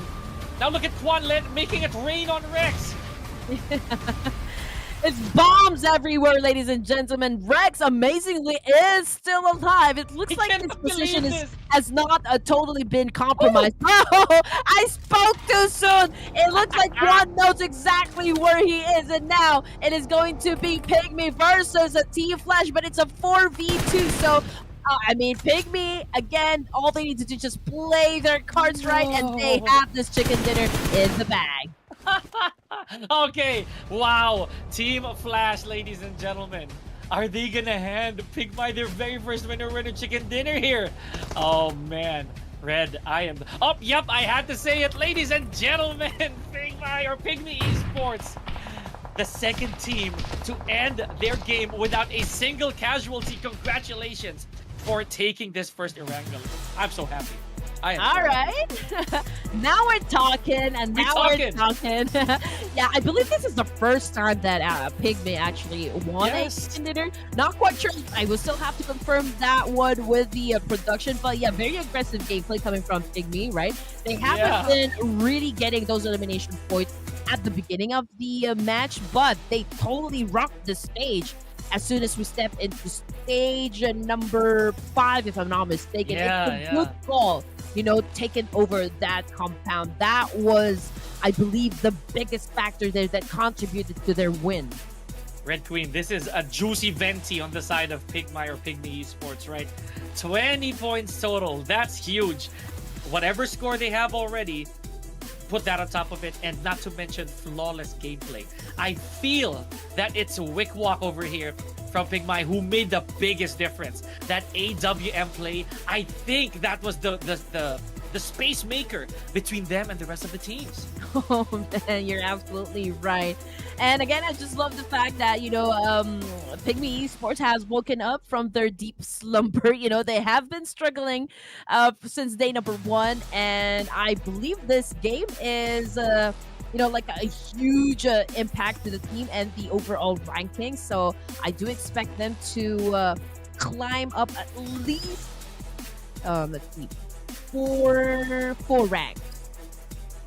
Yeah, that is something. That's putting them at a very, very good spot right now, Red. I'm not gonna say it's over, but that's enough to give them that morale boost moving forward for the next game. So, yep, all these teams here that you have to keep tabs on, folks. Nothing changed except, of course, the addition of a PIGMY or PIGMY Esports. I love it. Now, is it gonna be a Wick Walk over here? Is it him? Yeah, it's Quan. Okay, it's all good. We gotta give our flowers to Quan as well. Well, I mean, I do not disagree, with the same, yeah. Considering the fact that he did knock down a lot of the players right inside of the game. I honestly, we're looking at just 5 elimination points, but when it comes to the knockdown, I believe it's more. Mm-hmm. Yeah, you're right. That's another thing to consider.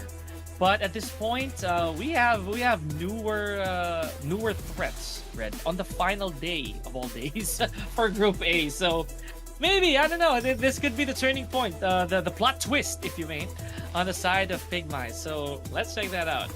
I believe some of the players here we didn't get to lay eyes on quite a bit. So maybe in the coming games. So here, the point I was trying to make as well, Red, is the fact that we still have teams who never got a single point, not even an elimination here. Check out number 14 to 16.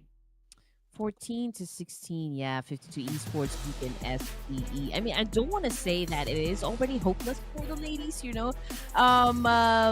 so far, as soon as we started game number 1, they haven't quite picked up their pace just yet. They haven't set their tempo just yet.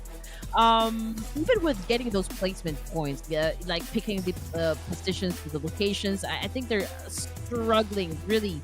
Like, I don't know what's gonna happen, but I always wish the best, for the ladies. I really do hope that they go back to the drawing board, establish a very good communication, and just really approach, the remaining matches they still have for this evening, with a very good one. Yeah, but again, that really boded well. It became such a huge deal for PIGMY to finally graduate from, or at least kind of break through the top 12, or at least making it up there. That's a huge feat for me. And again, I'm one for that because I've always rooted for underdogs. I like that. So yeah, but again, it's still a stretch to try to reach the 3-digit mark, Red Queen. So yep, you see that? That's still something. That's still something. That one winner chicken dinner is okay. You know what? Yeah, pardon me. They're still one notch away, but it's doable. I'd say it's very doable. 4-point lead with BIGETRON Red Aliens. Man, I told you, BIGETRON, they're not out of the woods just yet. And again, yeah, we still need to be extra aggressive, in the next rounds to come because one bad game, for the side of BTR can change their story, honestly speaking. Right? This is already match number 14. So again, we don't really have that much time, left on their side. So it's gonna be an exciting one. I'm already looking forward at how we're gonna be ending day number 3 of the Prelims, Pika.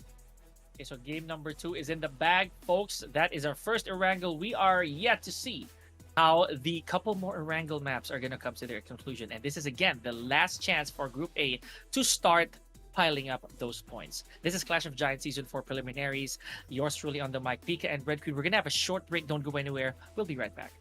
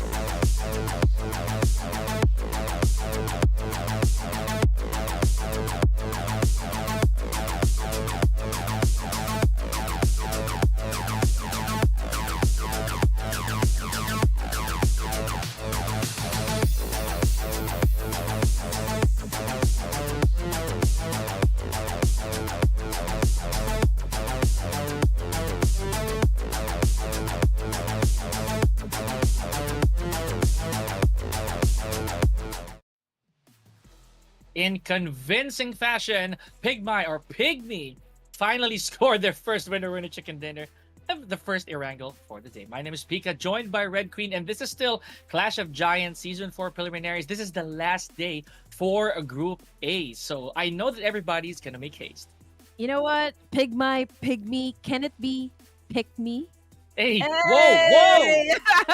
whoa! Okay, all right. Just kidding, guys. Just kidding. But you know what? It seems to me like the Indonesian teams are currently dominating the lobby, Pika. I mean, dude, looking forward if the third map, right, will still be dominated by another Indonesian team. So we'll just have to wait and see, ladies and gents. But again, we have to do this. As nerve-wracking as it can be, we still have to pick our teams for the prediction. And again, we would love for you guys to join this mini game. This is just having fun. With you guys for the casters and the production team. So why don't you go ahead, Pika, and choose your team. DRS.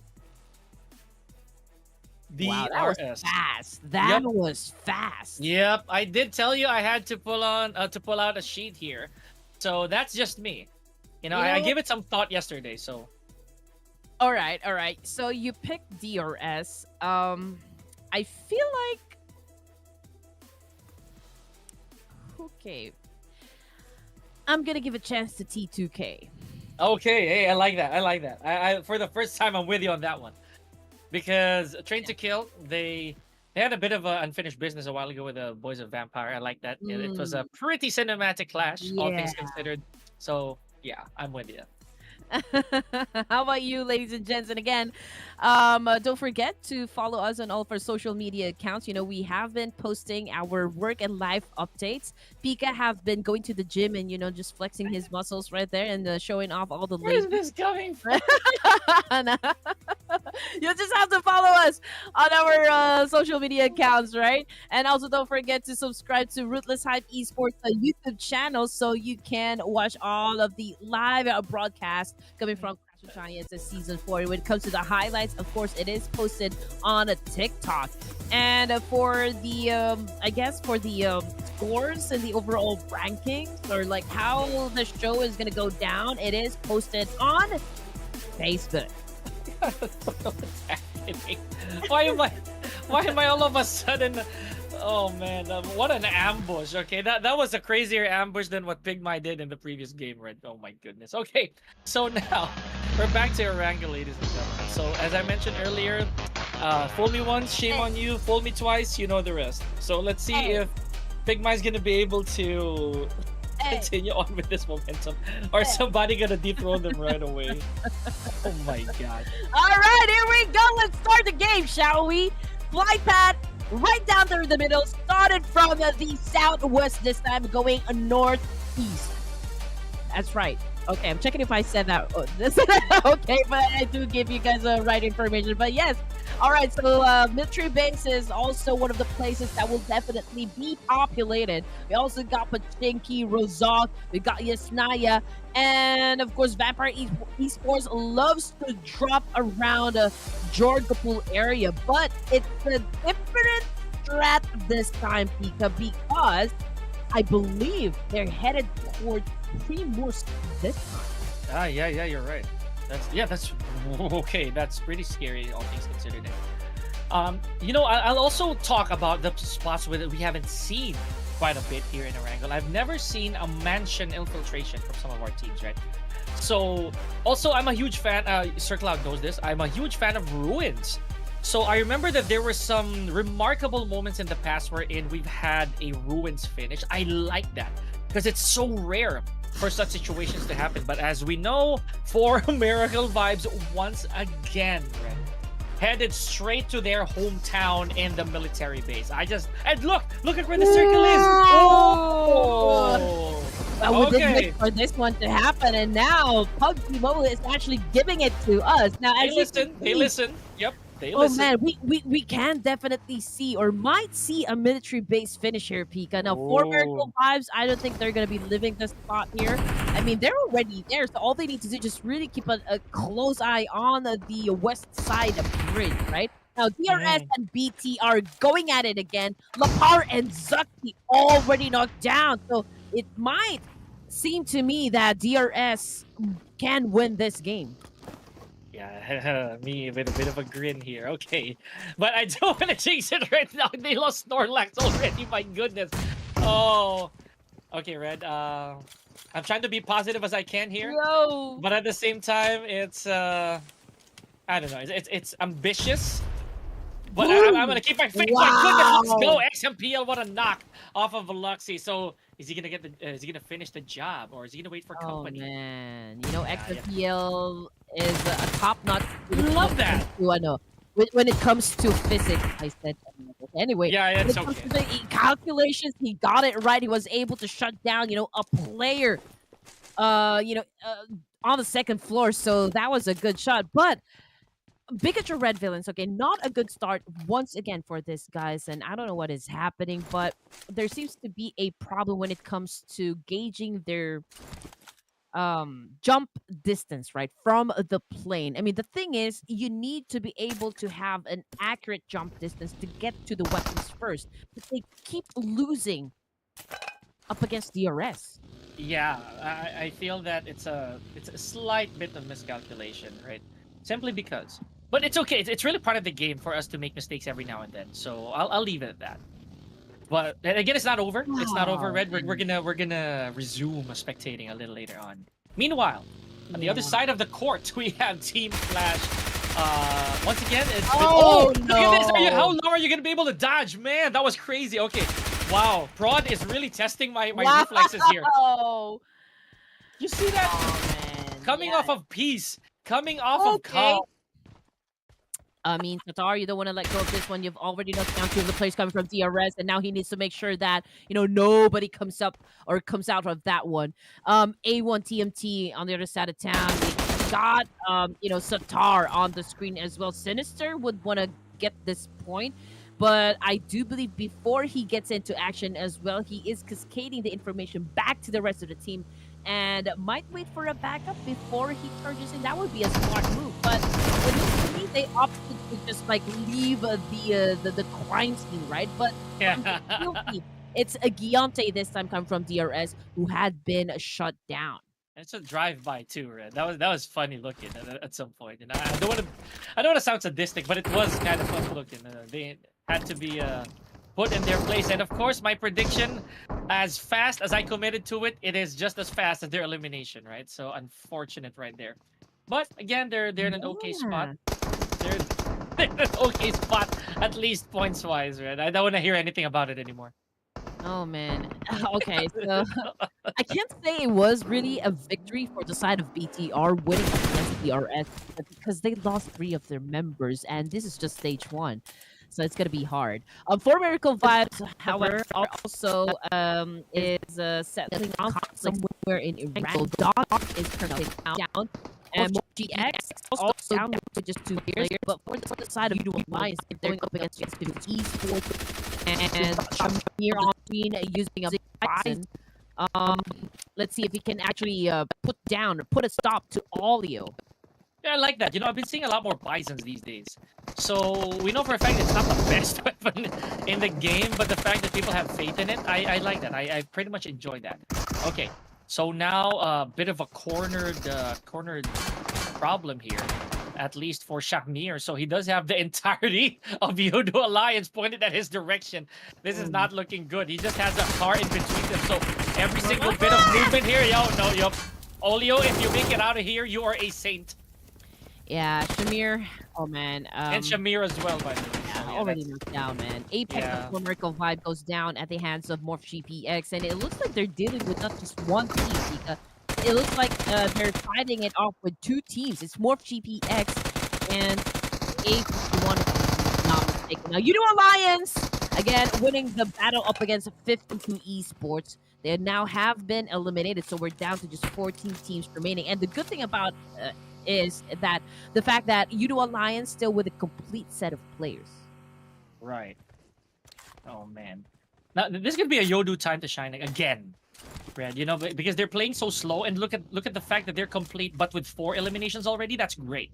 that's momentum, if anything. So they can ride this wave all the way to the very end. I know it's not easy.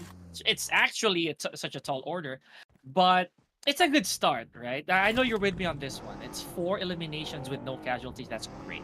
I can't say the same for BTR though. So in exchange of 3 eliminations, they also lost 3 members. So that's a bad trade for all things considered. Yeah. Because this is stage 1, right? So it's a no for me. I mean, we're already halfway through. I mean, almost. And I still don't know what's happening with 52 Esports, or formerly known as the Seventh Element. I mean, we know this guys to be wrecking balls, in any tournaments, but it seems to me like they're short on firepower. When it comes to Clash of Giants Season 4, and it is already day number 3, the final day for the preliminary rounds of Group A. And honestly, if I'm gonna be blunt, I don't want to sugarcoat anything, but at this point in the competition, Pika, I don't think they're gonna be making it. Yeah, you're right. I mean, we're just being realistic. So it's pretty much of a heartbreaker, but it's a fact. It's a bitter pill to swallow. That it is what it is, right? I'll leave it at that. Now, MORPH, a GPX, our very first winner in a chicken dinner. There's a bit of a gap there coming from game number 1. Unfortunately, I don't think that they've been getting the same traction as they did prior, because now they've already lost 2 players. We're not even halfway through second stage, right? So that's a bit of a letdown. But for a Miracle Vibes, again, look at where Refus is. I'm pretty sure he's laid down a tent somewhere, because I haven't seen him move since they got there. So this is the favorite drop spot, for the side of 4 Miracle Vibes. Currently, they are at top number 5 in the overall ranking. So again, they don't have anything to lose, right? I mean, at least in this stage. But I just checked, where the ladies at, coming from Stalwart Esports. They're still around Jorgapul area, so I believe they are going to make a late entrance. So that could be good. That could help their case, honestly, because they can do a major backstab up against those teams right up in front of them. But most of the teams, as you saw a while ago, they're getting ready to get inside the safe zone, and 2 of the bridges that we have that connects to the main peninsula, to the military base, it's already pretty crowded. So again, the waters will turn red anytime now. Yeah, I like that. That's a very good reference. And also, yeah, the fact that there's no such thing as a safe bridge cross, right? I mean, I know you agree with me on that, because you go there by foot. Someone who's already had their scopes down will definitely spot you. You go there with a vehicle, anybody will spot you. And if the waters are heavily scouted, then it's definitely no man's land. Now in this case, IHC, I think Joel has finally found his footing again, Red. Yeah, I mean, for IHC's sake, yes, I hope that he makes it out alive, because he's the only player remaining for IHC, and now he's going up against Baby Iron of DEWA United. Now, DEWA United currently at top 3, if I'm not mistaken, and now Baby Iron on your screen trying to shut down Joel at this point. Now, here comes the backup, and Joel gets sandwiched. He became a burger patty there. And, obviously, he's already out of the game. Now, T2K, on the other hand, coming up against A51. Rex found himself on the floor like Versace. Well, let's see what's going to happen. Are they going to be making it alive? A51, will they get the boot? Yes, sir. Man, Red, look at this. We've already lost 4 teams, and this early on stage 2. So this is a completely different Erangel from what we saw previously, right? Because, wow, okay, this is way more intense than I would think it. That I would think it would be. So yeah, and that's okay. That's a good spot. That is a good spot for Arca right now. DEWA United's own. So taking some names. Oh man, no one's gonna see him here. No one's gonna see him here. Yeah. Oh Oh man. my gosh! 4 elimination points for the side of DEWA United. And circle time, Yo! Pika. 4MB still in the middle of the military base. The team that is closest to them would be MORPH GPX. And I do believe, all of the teams here knows where 4MVP always loves to drop, and that would be the military base. So they are being cautious, they are being careful, they don't want to be reckless, especially we are already at the final stage of the preliminary rounds for a group A. So this is turning to be intense now, shaping up to be a very good set of matches. I know. I'm looking forward for more. Like more of these weird interactions, these moments, right? These Moment. I figured you would say that. But okay. Oh no. Now with the 11. Now see, Oh, this is a record breaker. This is a record breaker, Red. A while ago, we had stage 4, 11 teams. Now it's stage 3 with 11 teams. So it's getting faster and faster as the as the matches go by. Now the blue curtain is slowly moving in behind a PIGMY. So now our previous winner chicken dinners and debutantes, right, are they're gonna feel a little bit of pressure to follow through the way that they did earlier. 11 teams remaining. We are at stage number 3. BIGETRON Red Aliens needs to boost up because they are playing in the blue zone, as Pika called it. Now, PIGMY, I think, will prioritize to get inside the safe zone. They will be leaving, Satar behind. I mean, this is not a good spot, not a good situation for the side of Biggest Red Aliens, because Tatari doesn't have any vehicles with him. So he's going to be running on foot. And it's not always good to run on foot. So I don't know what's going to happen for BTR. A1 TMT. Okay, high ground advantage. They are at the edge of the circle. Spotted players coming from PIGMY. And now we've got Sinister with an SKS, I believe, trying to shut down PIGMY from this long range, but it's kind of hard though because he couldn't find the right angle just yet. It looks like a foul though, but yeah, good spot. But now, yeah, this is what we're talking about. Bridge interception time, and here comes PIGMY, ladies and gentlemen. Train to kill. Yo, okay, mission abort for PIGMY. They responded, so now they have to withdraw. Look at this. Oh man, high octane action just like that. We were so calm, right? We came from maybe a 5, and now we're at 90.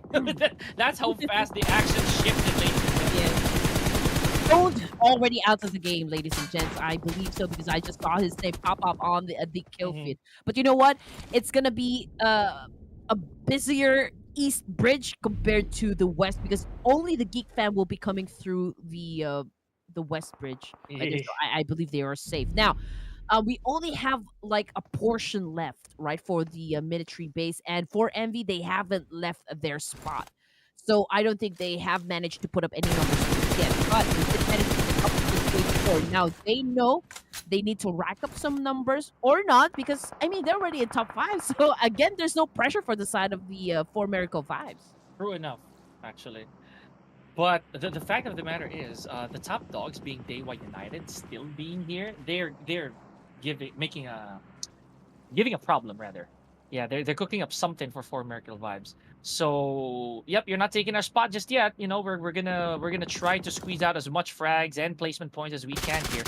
Speaking of placement points, we are now at placement point territory with our top 8. So Red, any second now we might see potentially a new winner chicken dinner here.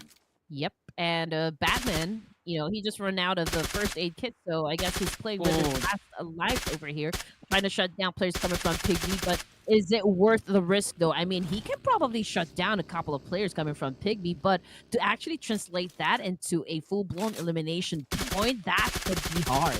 Yo, this is crazy. He actually is ready to go. Look at that. He's ready to be eliminated. He only has some pills, and oh man, yep, he's really just gonna go for the points here. Oh man, play zone surrender here from Batman. Again, that was too big of a risk, for the side of Team Flash. He could have gone straight to the safe zone first and just really challenge up PIGMY right after. for. But here comes GEEK fam now. We've got Damn Root very low in HP. He has that S12K. Let's see if he can actually put down this player coming from DEWA United. This is Arkra, ladies and gents, with a Scarlet.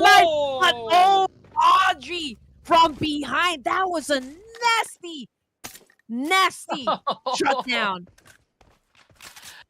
Dang. Okay, that was nuts. I have to admit. Okay, now they have been dethroned, right? DEWA United succumbs to the pressure and now exiting at top, basically number 7. So it's stage 4. Again, Red really picking up the pace here. Our teams, right? So we have 6 teams left, and stage 4. This is really premature, all things considered, for us to see a top 8. We've seen it last way longer, but now they're out for blood. Safe to say. Okay, here we go. I mean, final 6 teams, right? And sorry, yeah, 6 teams. All right, and 6 elimination points. You know, coming from the side of what was that team again? Was that Morph GPX? Was that Morph GPX? No, that wasn't Morph GPX. I believe that was Geek Fam. Yeah, Geek Fam. All right, 2 elimination points for the side of Morph GPX, Hazel, as well as the other player there. That's the first time that I've seen his name, so I don't think it was a very good debut for him because he's already out of this match. But yeah, Morph GPX, all they need to do is just like really, pick smart when it comes to battles. They should know when to actually engage and when to back out in any situation. But we no longer have any space left from the military base. I don't think they can still have, like some sort of cover from that area right there. So it's going to be an open space once again. So these guys just need to take advantage of the terrain. Yeah, that is the name of the game now, honestly. It's now positioning time, right? So you gotta pick the best spot for you to try and withstand the rest of the stages. Not to mention, yes, vehicular advantages. So this is looking out to be a very smart move on the side of A1 TMT. This may have been the game I should have voted them. I should have voted them, right? So, oh no, here I am, bit of regret. Oh, absolutely not. I don't regret the choice. No, I do not. Now, PIGMY. Oh, man. Okay, Rowdy has his hands full. Is he going to go for the chase? No, man. He lets it go. He lets it go. Yeah, I mean, this is not yet the perfect time, for Rowdy. He would want to, of course, wait for the backup to arrive. I mean, that would be the smartest move. But you know what? It's not over for 10-3. I don't know why you guys are making it hard for the casters to read your name, okay? But I'm just gonna call you 10. I don't know how to pronounce your name there, buddy. It's okay. I'm just gonna go with 10, okay? 10 is just right there, still challenging up the guys from A1 TMT. But you know what? Audrey coming from Geek Fam as well as Damn Rude is now facing the ground. And just look at Cluck. What? I love it. Biking all throughout the gunshots, he's just right there chilling and enjoying the scenic view.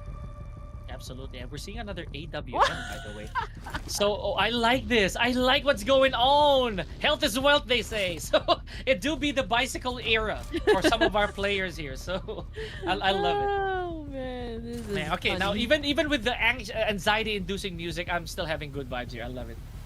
Oh yeah, I mean, this is fun. Casting PUBG Mobile and watching these awesome players go at it is always fun and will always be fun, right? For Red Queen and Pika right here. I mean, this is our favorite game.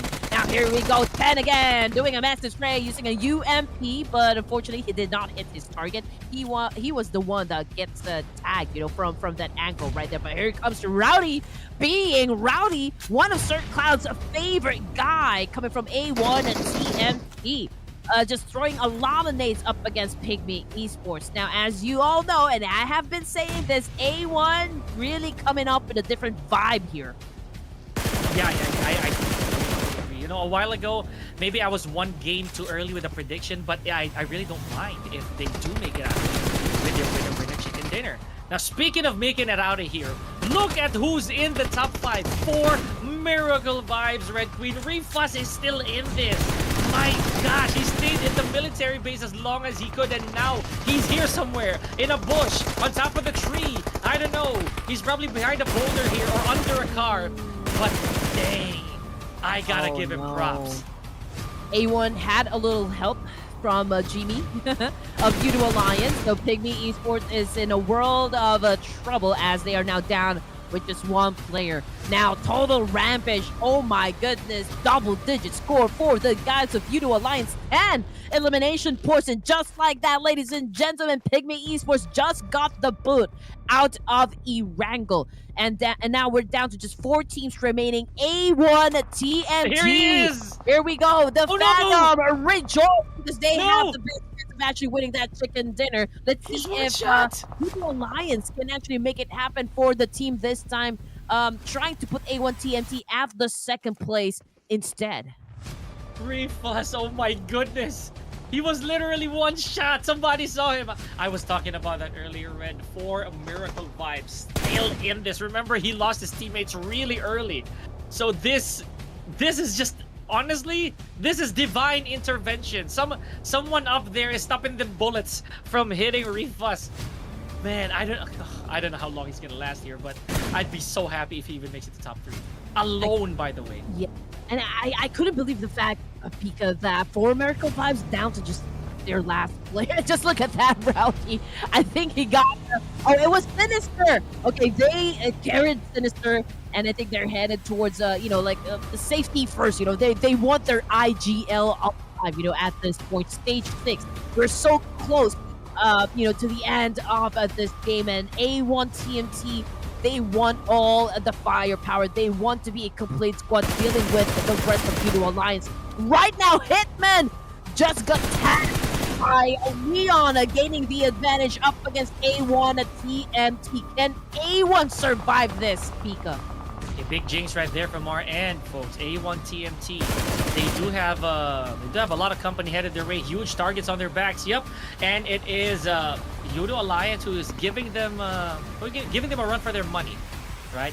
Now Rowdy tries to join in on the action. Here comes the cavalry. Now that is a 3v3 we're looking at, folks. More nades, more bullets, all action. Now I know that MORPH, GPX, and 4 Miracle Vibes are just out there, so we're just trying to play steady. Maybe wait for the final wounded. Oh man. A1 TMT struggling a bit up against YOODO Alliance. I mean, it's pretty obvious because they don't really have that much cover to protect them. Now we've got Deathstorm right behind the car, but he needs to move away a little bit. No, that's it. Could explode any time. Now Olio going in for the charge. Deathstorm with a very low HP. Olio just continues to do a massive spray and gets the job done. Oh man, good try from A1 TMT. Right? Okay, I had to say it. 4 Miracle Vibes is in the top 3. My goodness, no! What happened? Okay, there is. I'm telling you, there's a miracle at work here. So Ruthless, look at where he is. Look at where Ruthless is. How are they not seeing him yet? They made it to Grand Finals, Red Queen. Unbelievable. Oh man, okay, here we go. Ruthless just pulled out his M416. I don't think, you know, the rest of the guys know exactly where he is. No okay, way. oh, trigger discipline, outstanding. Jimmy, okay, scouting around the area, and I do believe they couldn't figure out where Ruthless is exactly. Just look at Jimmy going around and around, just checking where he can be. Now, Ruthless continues to be silent, ladies and gentlemen. He is just moving on prone, just being a snake, you know, just being a snake at this point. He's slithering right there. Okay, but YOODO Alliance, Pika, you know, they still don't know where he is. Oh man, gotta be slow, gotta be steady, right? Do not make any sudden moves here. Okay, oh, no way! Nice! He got the one! He got one, he got Jimmy! Okay, now that's information, ladies and gentlemen. Now this is a problem. Is he gonna go for the kill here? Because that's not definitely gave out his position. Okay. Oh, but right. you know, we were really too wishful right there, ladies and gentlemen. But 4 Miracle Vibes making it to the grand finals finally surrenders to YOODO Alliance. Yeah. I mean, it was a good spot, you know, where Leon is. He got the vantage point. He is, you know, he used the higher ground to his advantage as you want to do it, right? But still, it was a good game coming from Ruthless with 4 Miracle Vibes. And although, I really do not understand why they weren't able to rack up huge number of points, considering that they did not move, you know, from the first zone down to the last zone. They stayed inside the military base, and I don't even know how they lost their 3 members, but still, Yes. we just have to give it to the guys here of YOODO Alliance. I mean, this is a good comeback, right? They have been, a little off, from the previous matches, but this could be like a huge help, in improving their overall status. When it comes to the MVP, I do believe it will land on Leon. Yeah, that's exactly my point too. We never saw what happened to For Miracle Vibes at the very start of the game, right? All we knew is that Ruthless at the whole time he was just there by that island, and we didn't even see him actually travel towards the mainland, right? So, wow. I'm so sorry if I'm super distracted, but that was just an amazing grand finals. So just because of that one remaining member, Red Queen, look at that. They landed at the teams to watch as well. Oh man, amazing. And I mean, these guys, they don't have anything to lose at this point in the competition because those are just like, the perks of having to establish a solid foundation at early onset. I mean, you just have to like cruise along the way and just really enjoy the game with no pressure whatsoever. Now, YOODO Alliance, again, it was a great comeback, at least for this match, setting up, like a huge number of points there.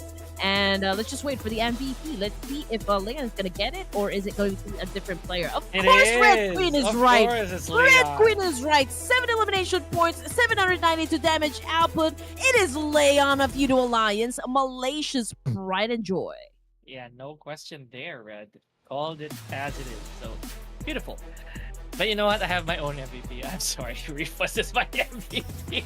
I just can't. He really is. For Miracle Vibes is a lone survivor, all things considered. But gotta love it.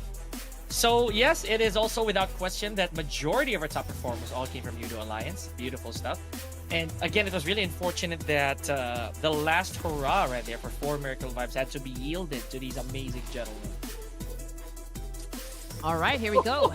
26 total points for the side of the YOODO Alliance, having to have caught the chicken inside the second Erangel this evening, followed closely by A1 TMT with 9 elimination points. For MVE GEEK, we've got MORPH GPX as well. But as for the bottom 4, it's IHC, A51 Stalwart, and 52 Esports. Okay. And unfortunately, yes, you did have to say 52. Looking at their stats, it was pretty tragic. Again, 0.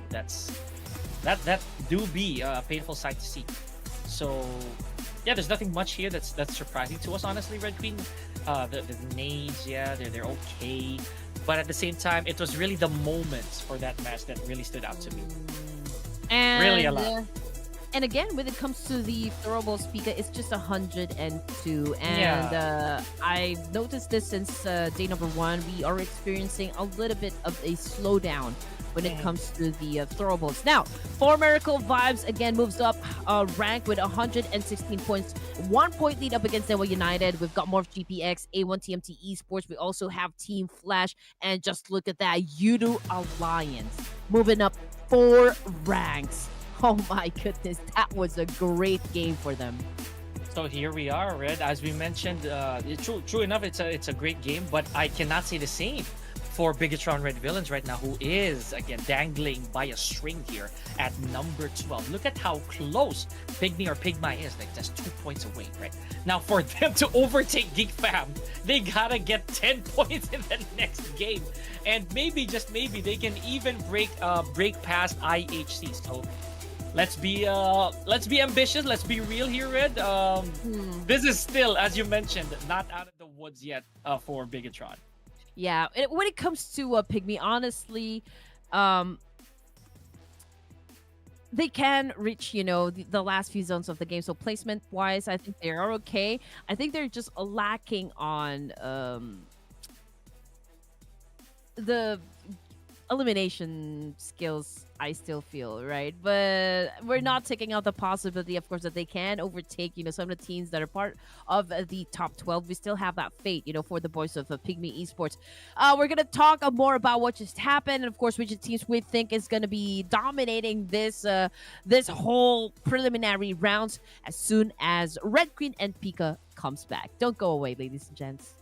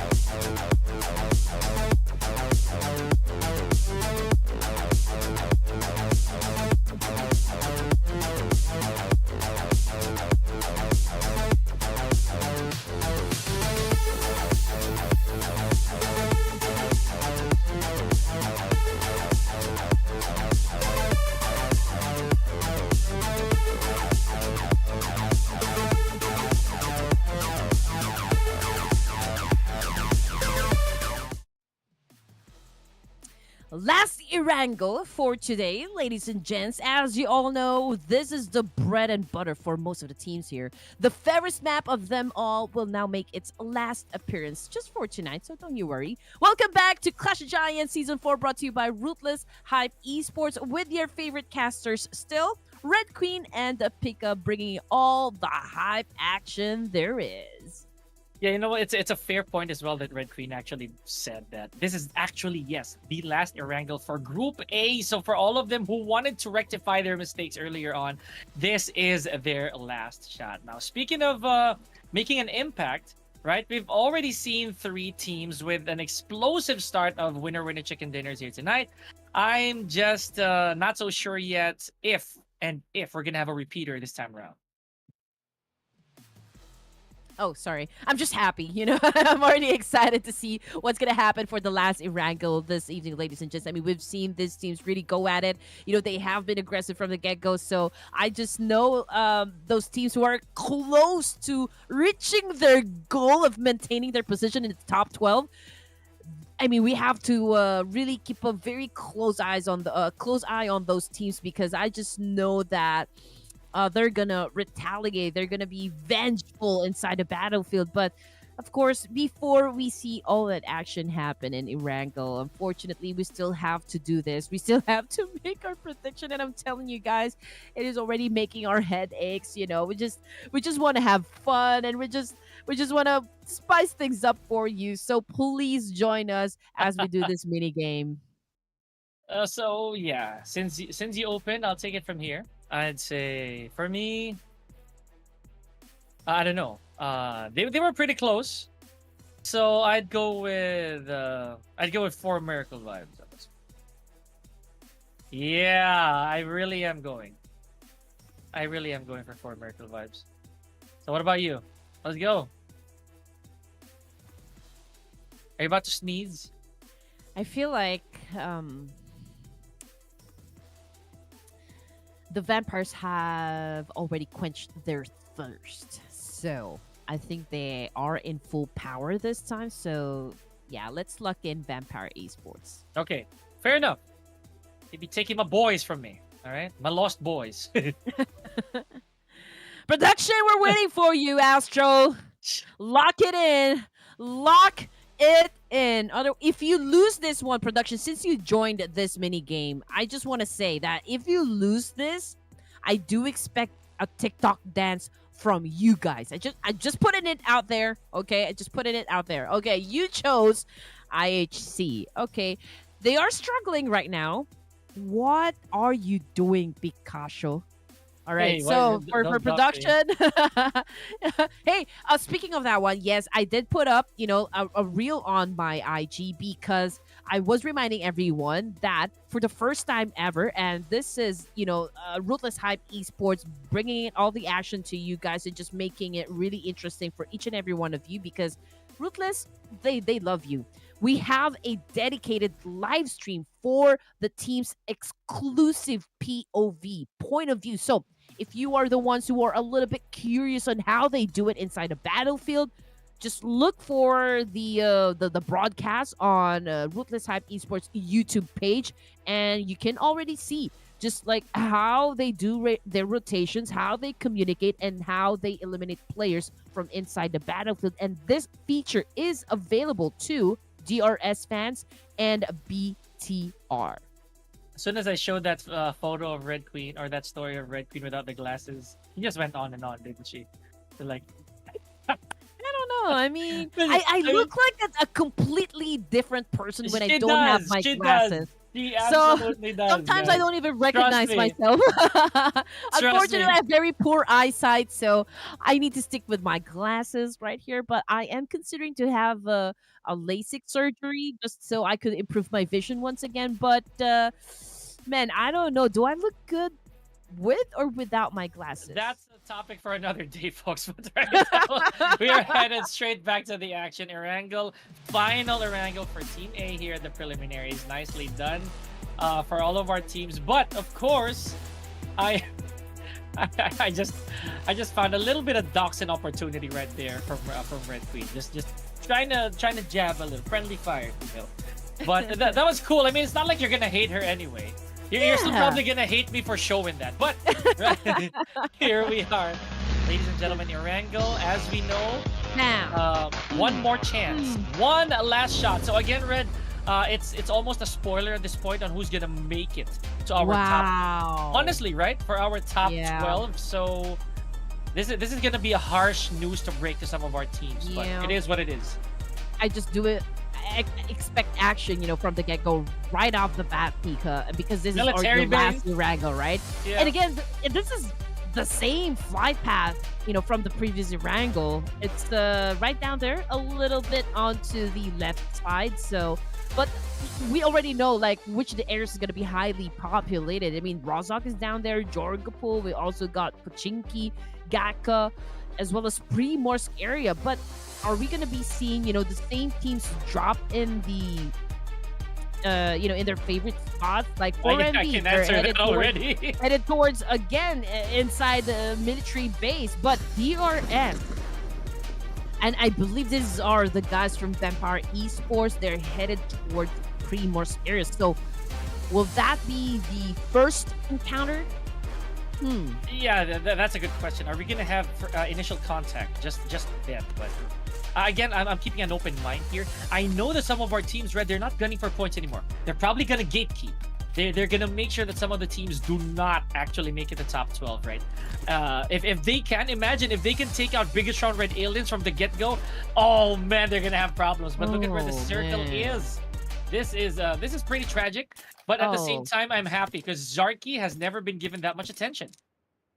You know what? Yes, you're right. I agree with you 100%. Now, given the circle that we have, it's going to be tough, for BTR as well as for Miracle Vibes to travel up north. I mean, they will have to go through a lot of highly populated areas here, so they will just have to survive. Now, for the first blood, okay, it's Goku Bot coming from 52 Esports. He had been shut down by none other than Klook of YOODO Alliance. So what a strong start once again for these guys. I mean, they just won the chicken dinner, and I don't think they're going to stop at that point. So let's see what happens next.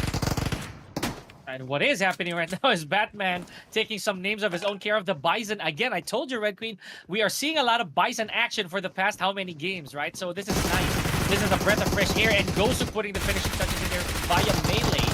All right, punching back is Hitman and Corn T. Oh man, we got some AUG action and Bison action. I'm the happiest man alive right now. Man, I'm a micro Uzi girl, and this micro Uzi still continues to be deadly. I mean, you don't want to be close when you have someone using a micro Uzi. And again, unfortunately for Sinister, though, he went up against Quan with the M416. I mean, it's not a fair fight. We're talking about an SMG versus an assault rifle. So yeah, but in terms of firepower, I'll give it a go with the M416. Now let's see what's going to happen with 52 Esports up against YOODO Alliance this time. About to go up the stairs here, tries to shut down his enemy from that close range, but can he make it? Oh, this is 52 Esports getting picked up one by one. It looks like they're about to get the boot. Yes, sir. They just ended. Look at that. Klook is just dancing with the victory in their hands. Correct me if I'm wrong, Red. Did we only have 15 teams that dropped? I could be wrong. Again, let me check that out because I saw 2 teams eliminated for sure. So does that mean we lost one? Let's check that out a little later on, and maybe Mission Control can help us. So now A51 also had their hands full a little bit here of PIGMY/PIGMY. So this compound is anything but peaceful right now, ladies and gentlemen. Already one loss as well on the side of our previous winners. Wow! Look at that wick walk with a beautiful DBS closeout. Yeah, I don't even know what your name means, but you sound so dangerous inside the battlefield. Everyone is just trying to stay away from you, especially with a DBS. PIGMY Esports on a roll, ladies and gents. Killing streak for this team. Unfortunately for Abby Manu, oh man, it's just so unfortunate that he took a bullet to the face, I guess, right? So he's been sent back to the lobby, down to just 3 players for the side of PIGMY Esports. I knew it. We do only have 15 teams. Okay, so this, I cannot sort out. Oh, yeah, 15. we have 15 teams only. Okay, okay, So okay, with okay. 3 eliminated teams so far, one team didn't deploy. It looks like it's the ladies from Stalwart that are not here in Oh the mix. man. So again, I don't know if that's gonna happen for the rest of the games, but that also means one less threat, to be honest, for some of our teams. So yeah, very unfortunate, very sad. We're not gonna see that see them for this game. So Oh, here we go. Snorlax already getting in position and was able to shut down 6663 from that very angle. Now let's see what Vampire Esports is going to win this situation now that they're just down with 3 players. Now XMPL, although very low in HP, not very low, okay, maybe half HP, is trying to do a massive spray up against Tony K of Vampire Esports. But you know how it is with Tony K. Back him in the corner, he's definitely gonna bite. oh, and we've seen them function with just 2 players, right? So even at this deficit, I feel that they can make something happen. But a bit of a long shot here, granted the gap between these 2 players and the amount of threats that are surrounding these compounds. So fingers crossed. Oh! Well, yep, you said it yourself. Tony K, folks, still a punching bag. Still has a lot of fight left in him, but unfortunately, DRS Gaming able to put a stake through the chest of Tony K right there. I know, right? I was about to say that one, a stake through the heart, just to kill the vampire. But Stone, a little bit too late to save his teammate right there. But he is doing a massive spray up against XMPL now with a drop shot. XMPL says a no. Oh man! So the one time that Red Queen actually put her fate in Vampire Esports, I know, they right? they literally got burnt in the sun. So that's pretty tragic. With only 92 points total, having to exit very very early. Now this even with, listen to this, Red Queen, even with the exclusion of the Stalwart Esports female team, this is a record so far, having 4 eliminated teams at stage 1. Right. So, man, I told you it's going to be battle right off the bat, Pico. Now we've got Arrow coming from 4 Miracle 5s now. They didn't really do good, in the previous match. But then again, they don't have anything to lose at this point. They're back some points right there going up against YOODO Alliance. YOODO Alliance pretty hot right at this moment, and they continue to do so. So this is a fight we don't want to miss. It's the shotgun battle once again, and there you go, long range shot coming from Ruthless, was able to shut down Leo, I believe was that Leo coming from YOODO Alliance, but man, oh my goodness, here comes 4 Miracle Vibes with their fang. Oh man. And you know what, Ruthless, again, he's gonna keep standing out to me. I'm so sorry, Red, because for good reason, Red. He made it to grand finals in the previous game by himself, right?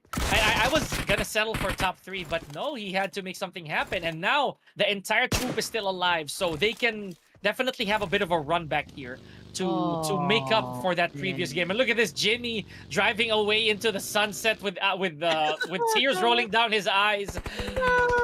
So yeah, so that's what it feels like, he says. Because a while ago, it was the other way around. And now he has to find shelter and stay there for quite a bit until these teams have started to wither out.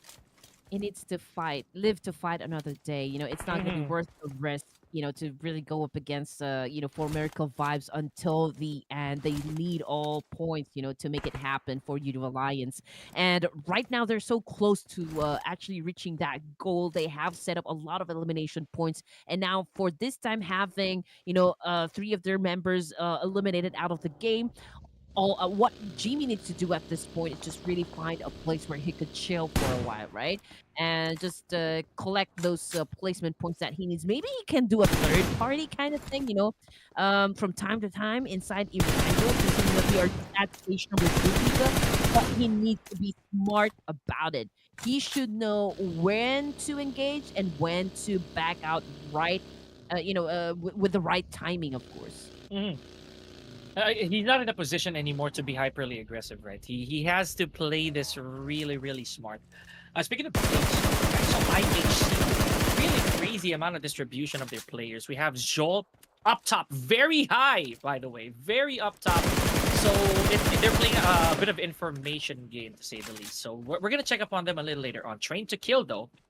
still playing steady. A lot of loitering happening. You see how they're dispersed. Mm-hmm. Just maybe buying some time, and I'd say the same for the other teams. Since we're only at stage 2, DRS and formerly a while ago, For Miracle Vibes, they were staying outside the blue zone. They just want to take their sweet time, go in when the coast is clear.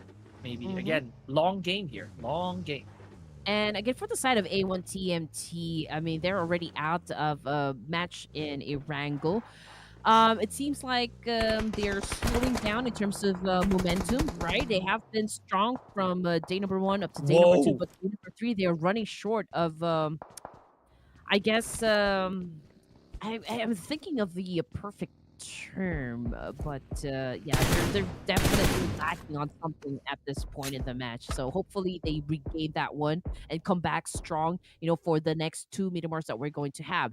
But as for IHC, Joel, their best fragger, currently knocked down at the moment. Not really sure if there is like a teammate close to him that can go for a pickup because at this point where everyone is really aggressive in getting those elimination points, you will need everyone to help you be at the top of your game.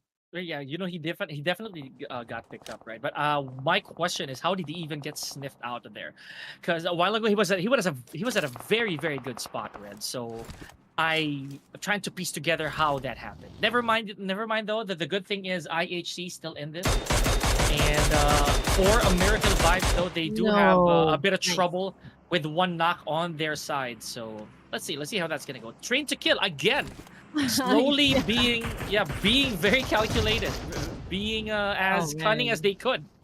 I thought Jaw's gonna be picked up again. It's a good thing, he was able to hide just in the nick of time. Now let's check out 4 Miracle Vibes as they go up against Geek Fam this time. 3 elimination points, right? Those are the names of YOODO Alliance members. But unfortunately for Jimmy, he got shut down by IHC. And you know who else got shut down? It's Sonics and Audrey of Geek Fam. Oh man, that's one casualty, almost 2 here for Geek Fam. So, but Rude though still punching back, and Apex first casualty for 4 Miracle Vibes. Make that second, I think. Yeah. No, the first casualty so far, but we do have one player, Arrow, taking massive damage here and retaliating. Okay, so Hmm. Geek though, I think they paid a very heavy price for that attempt, Red. Oof, man, train to kill. Okay, they're at the edge of the circle. They're just, I guess, capitalizing on this higher ground, and just really, trying to get whatever that they can, from that position, from that angle. It's a good spot after all. Now, for the side of VTR, again, it's the same roster. Nobody's actually sitting down in the bench, from game number 1 up to this stage. And right now, I don't see anyone or any teams close to them that might contest that position, but it's a different story, I guess, for the side of MORPH GPX, as they are trying to battle it out with BTR, and I do believe PIGMY is also within proximity. Yeah, no, this is a good look for Morph, despite having one casualty.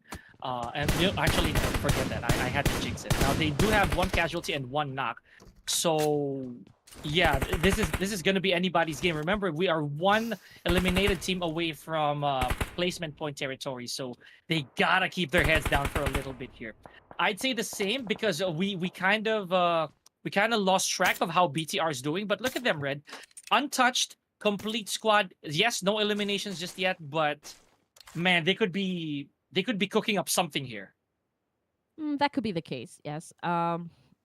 They're not, as you said, hyper aggressive, although they need to be honest. Yeah, really. um, So perhaps we'll see some action coming from the boys of BTR later on in the game, come stage 5, hopefully.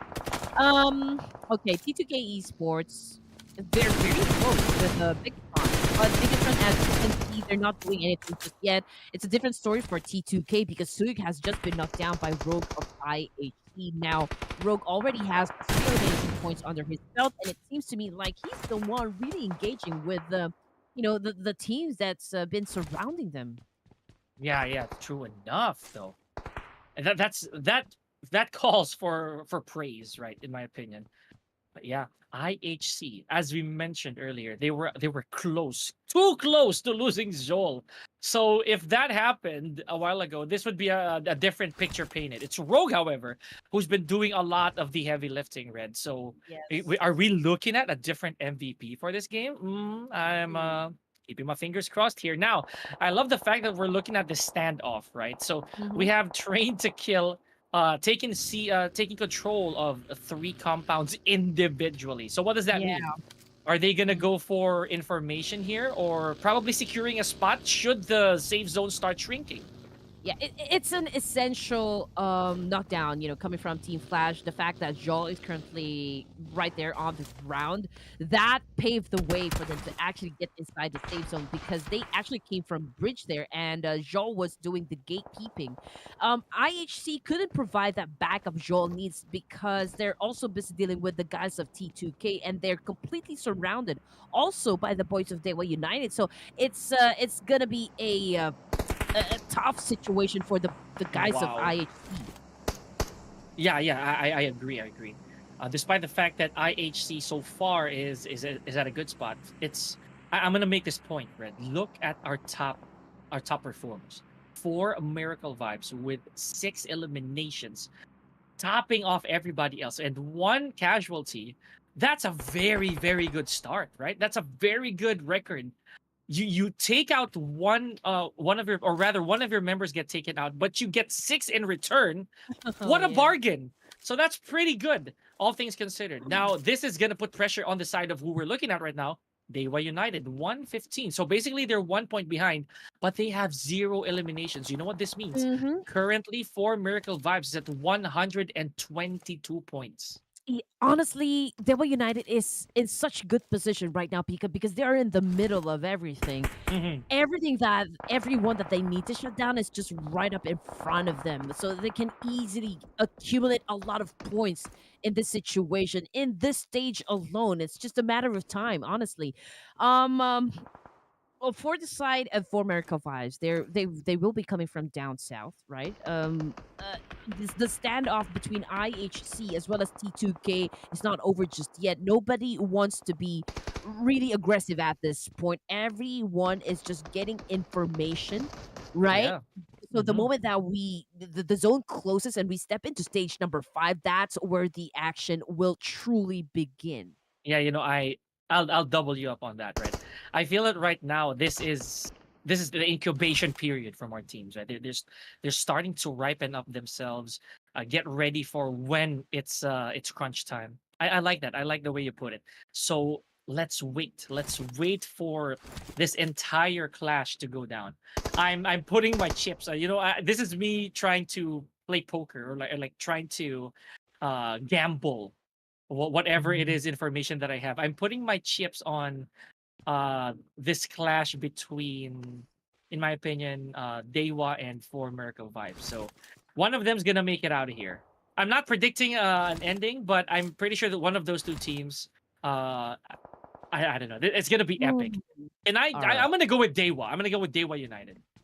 See, now this is a complicated situation now for DEWA United, having the zone shift, right? Um, they were in the middle just a while ago, and now they are on the northern side. Although they have a compound, but there will be at least 2 teams that will be coming from the north as well. So they will have to do a major gatekeeping. But then again, they will have to deal with the voice of more PBX. So they will have to be super aware of their surroundings. And one wrong move, or like if they let one team at least to pass through them, it's gonna be deadly. It's gonna be catastrophic for the side of DEWA United. Yeah, I agree with the complicated part, right? It's not an easy fix. And in this particular scenario that we have within the safe zone, no one is invisible. No one is gonna be unseen anymore. And we're talking about 9 more teams, Red. 9 more teams. Here we go. Contact between Train to Kill and IHC. So Abel has his sights on Igneous. Successful in such though, but with the help of Rogue. All right, here we go. Tudor Love at the top of the stairs right here with an S+K. Oh, he's able to shut down one, but unfortunately, there were too many boys coming from IHC that retaliated up against him. So 5 elimination points for the boys of IHC, and it looks to me like production has a big chance of getting the prediction right, Pika. Oh no. My stats are in peril. This is, keeping my fingers crossed here. But yes, we are in placement point zone now. So we have 8 teams here. Everybody guaranteed 1 placement point. It's a matter now of making it through the top 5, supposedly, maybe even the 4. So yeah, I'd say DEWA United here taking their time. They don't have to peak unnecessarily. Yeah, you know what? I think they already know this by now, Red. They could just be as cunning as silent as they can be, so that when all the action starts, they'll be safe. They'll be completely untouched. It's also a good performance, coming from the side of IHC. The way that they eliminated P2K from that compound, just really, a good defense coming from the team. And now they are already on the move, and Loxy spotted them. I'm not quite sure where they are exactly headed, but it looks like a 3-way fight. IHC versus MORPH GPX. They want this compound all to themselves, but oh man, MORPH did a wonderful performance defending the compound. So this remains to be a turf under MORPH GPX. After all of that, Red, after all of that stall, still exiting at 8th place, IHC with 7 eliminations. That's what we were talking about. We can never tell, right? We can never tell who's going to outperform somebody. They were doing really well, too. Wow! Oh, what an ambush from Doc here. So yeah, you gotta check your corners, buddy. So there goes PIGMY Esports. Yeah, caught him off guard there. That was a wonderful play coming from Doc for Miracle Vibes. Now this is the situation. We've got a 3-way battle happening up north. It's going to be between DEWA United, Team Flash, and of course MORPH GPX. And now this time the circle favored the guys of DRS. Can this be the time for the real soldiers to make good out of this last Erangel, Pika? Oh man. Okay. This is gonna be tough. This is gonna be tough. I did put my cards here on.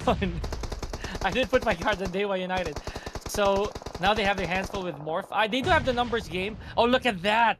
Bad calls right there from Team Flash because of again accidental misfire, I'd say. So man. Okay, here we go, Red. Let's check this out. MORPH GPX. I believe they're pretty cornered here. And here we go. We've got a player coming from MORPH as well as DEWA United is currently knocked down. So it's just 3 players for the side of DEWA United, totally outnumbering MORPH GPX. And there you go. DEWA United, I believe, has given the boot up against MORPH GPX there. It's a total domination for the side of the real soldiers. I do hope they can continue on that pace, right, and consistency. Down to just 4 teams remaining. DEWA United remains to be at the top here. We've got Tatar cooking up that nade, getting ready to throw up against 4MV. And just look at that, Pika. They're all together in just one spot. That's so not if good. Tatar actually throws in an on-point nade, that could be the end for Miracle Vibes. Agreed. That is not the spot you want to cluster in for Miracle Vibes. They have to. Yeah, but with this little help though, I feel that this particular backup that Doc is trying to provide, I don't think it's enough. He has to be very careful. BIGETRON Red Aliens though, fully scouting the vicinity. They have 1 man up top. Pretty sure the others are being relayed information this very second as well. Now this is what we want to see, of course, for Miracle Vibes, popping up the smoke to conceal their location, right, to provide a little bit of secrecy. When it comes to taking down the opposition. DEWA United also making a move to split, ladies and gentlemen. Loxy coming from BIGETRON. Red Aliens has just been shut down by 4 Miracle Vibes, but what a follow-through coming from Zucky there. Shutting down a Doc from that angle. So mid-man coming from 4 Miracle Vibes. It is no more. Ripples and Arrow all out on their own. Oh man, okay. Now, Ruthless, this man right here, he proved to us that he can do it, but no! Okay, the backup is gone. Is Ruthless gonna be able to do it again? Arrow down to his knees! Oh no, yep, I think I'm calling it right now. 4 Miracle Vibes might have their, might have to hang up the white flag. Yep, there it is. So, a lot of backup, and it's a third-party involvement as well here from DRS. It really was the game changer. Not a good spot as well coming from BIGETRON Red Villains because they are in the middle. They are sandwiched between DEWA United And of course, the real soldiers. So for the end game, I believe it's going to be between DEWA and DRS. Now, Qatar goes out of the game. He's knocked down. We've got Nooks coming from DEWA United doing a massive spray up against the Twins here. Zuxi goes down, ended by Baby Iron. And now Luxy this time. It's a two-piece kill for DEWA United's Baby Iron. Hey, all right, all right. Now DRS, my goodness. I love it. Now look at this. Look at this, Red. So all three of the players of DRS out here in the open. However, there's still one guy over the horizon here. That's Arkra, who is ready to pull the trigger if need be. So they're not going for a full engagement here, despite the fact that DEWA United has a complete troop. They're all four of them. All four of them are active. So they might be doing a backdoor play here. You know what? I'm looking at a very same tactic here. Yes. DEWA United, right? They have two players right in front of two players coming from DRS as well. There's one midman coming from both of the teams here. Now let's just see how good they are when it comes to execution. Snowboy found Snorlax sleeping once again, and now he just sent him back to the lobby to pull the domination coming from the side of DEWA United. 5 elimination points, and we can see that it's not even Christmas just yet, but they're having a stage of gifts here. Now Gante. Oh, they're going! They're going! Yeah, off the move, trying to shut down XMPL, goes in for the charge, and very successful at collecting those points. And there you go, Pika. It is DEWA United that ended the game with a victory. My goodness, the patience of DEWA United. I love it. Just the right amount of bloodlust, and at the same time, a tactical play. That's a well-earned winner with a chicken dinner for our final Erangel of Group A's preliminaries here at Clash of Giants Season 4. Well done, boys. Honestly, it was a tough. Of course, right? Right? I mean, everyone is really out to get them, but they have been patient, right? They have been consistent, especially with the Snowboy. I mean, this guy truly deserves the MVP position. And not only that, because is he good with when it comes to aiming, when it comes to getting those elimination points, but he, out of all of the fraggers and MVPs that we've had, he has the longest survival time. Yes. So it means that he not only is he a good shot, he's also wise, very wise. So I like that. I like that. DEWA United not failing to once again flatter us with their presence. Amazing stuff. So, wow, I guess slow clap, Red. I have nothing else to say, and I just want to say that it's still a very valiant effort on the side of DRS a while ago.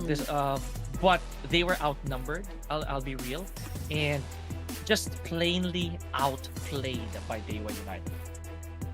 I forgot who I chose at the beginning of this match. Which team did I choose? For my prediction. Ask Rod for that. Astro? I think it was Vampire, dude. Oh yeah, it was Vampire. You went for Vampire. Elimination, right? Yeah. And the it's Lost okay. Boys. The Lost Boys, as you always say. I think it's Snowboy once again for the MVP. Let's just I'd be glad to see Snowboy up here again. Oh, it's no! Doc, though. It's Doc! Okay. All right. So Doc from 4 Miracle Vibes with 3 elimination points. You know, I am curious because I always see Doc, right? Being MVP, you know, one of the best fraggers that we have in this competition. I'm also wondering if Apex can do it because he's always been aggressive in terms of like getting those elimination points, but I only see Doc right now, you know, for the side of 4MV. I would love to see Apex get his strength back and be really the best and deadliest predator inside the battlefield. Yeah, true enough, honestly. I like that. And Apex, we've seen him a lot in the past, but I feel that he's underrated. At least to me, he is. There's more to him than we've seen so far. But again, this is not the end of it all. I'm keeping my fingers crossed for more exhibitions. But this is interesting. Look at this. The difference between DRS and 4 Miracle Vibes is just basically the elimination and placement. So it means that they absolutely evenly matched, at least for this game. It could have gone one way or the other. Kudos. And again, Pika, we did say, I mean, I did say this just a while ago, right? It seems to me that the lobby or the the matches right now being dominated by the Indonesian team. It's another Indonesian team right here that actually won the round. Oh yeah, you're right. So, true domination, Red. So maybe, just maybe, it is their turf right now. I don't know. I don't wanna be a jinx. I don't wanna cause some controversy. But yeah, you're right. It's a recurring pattern. So, ladies and gentlemen, what does this mean? Yep, they are above for Miracle Vibes right now. DEWA United, ladies and gentlemen, because of that amazing performance. It goes without question. Yeah. It's a tug of war, honestly, between Mhm. DEWA and Former Vibes on who gets to sit on the throne, right? But more GPX, they're just cruising. They remain to be a strong competition, right? But yeah, uh, again, when it comes to consistency, more GPX is really, really up there. Now, let's check out the teams on the second page. T2K, IHC Esports, GEEK Fam, BIGETRON, Red Aliens. For now, they're still included in top 12. They still have that golden ticket to proceed to the playoffs, right? But it's only a matter of time if PIGMY Esports can actually make it happen for the team. I mean, it's just a 4-point lead, you know? And there's still that huge chance, that huge possibility that they can overtake BTR. I mean, BTR has been aggressive, but they have not been really winning, you know, a lot of fights. But we're down to just, you know, like 2 games, and it's still a struggle for the side of BTR. So we're not really taking out that possibility that PIGMY Esports can make something happen for the team and actually overtake BTR. We still don't know. Now, the production is actually shouting at me to take a break. So we're going to take a break, ladies and gentlemen. Don't go away. Red Queen and Pika will be right back.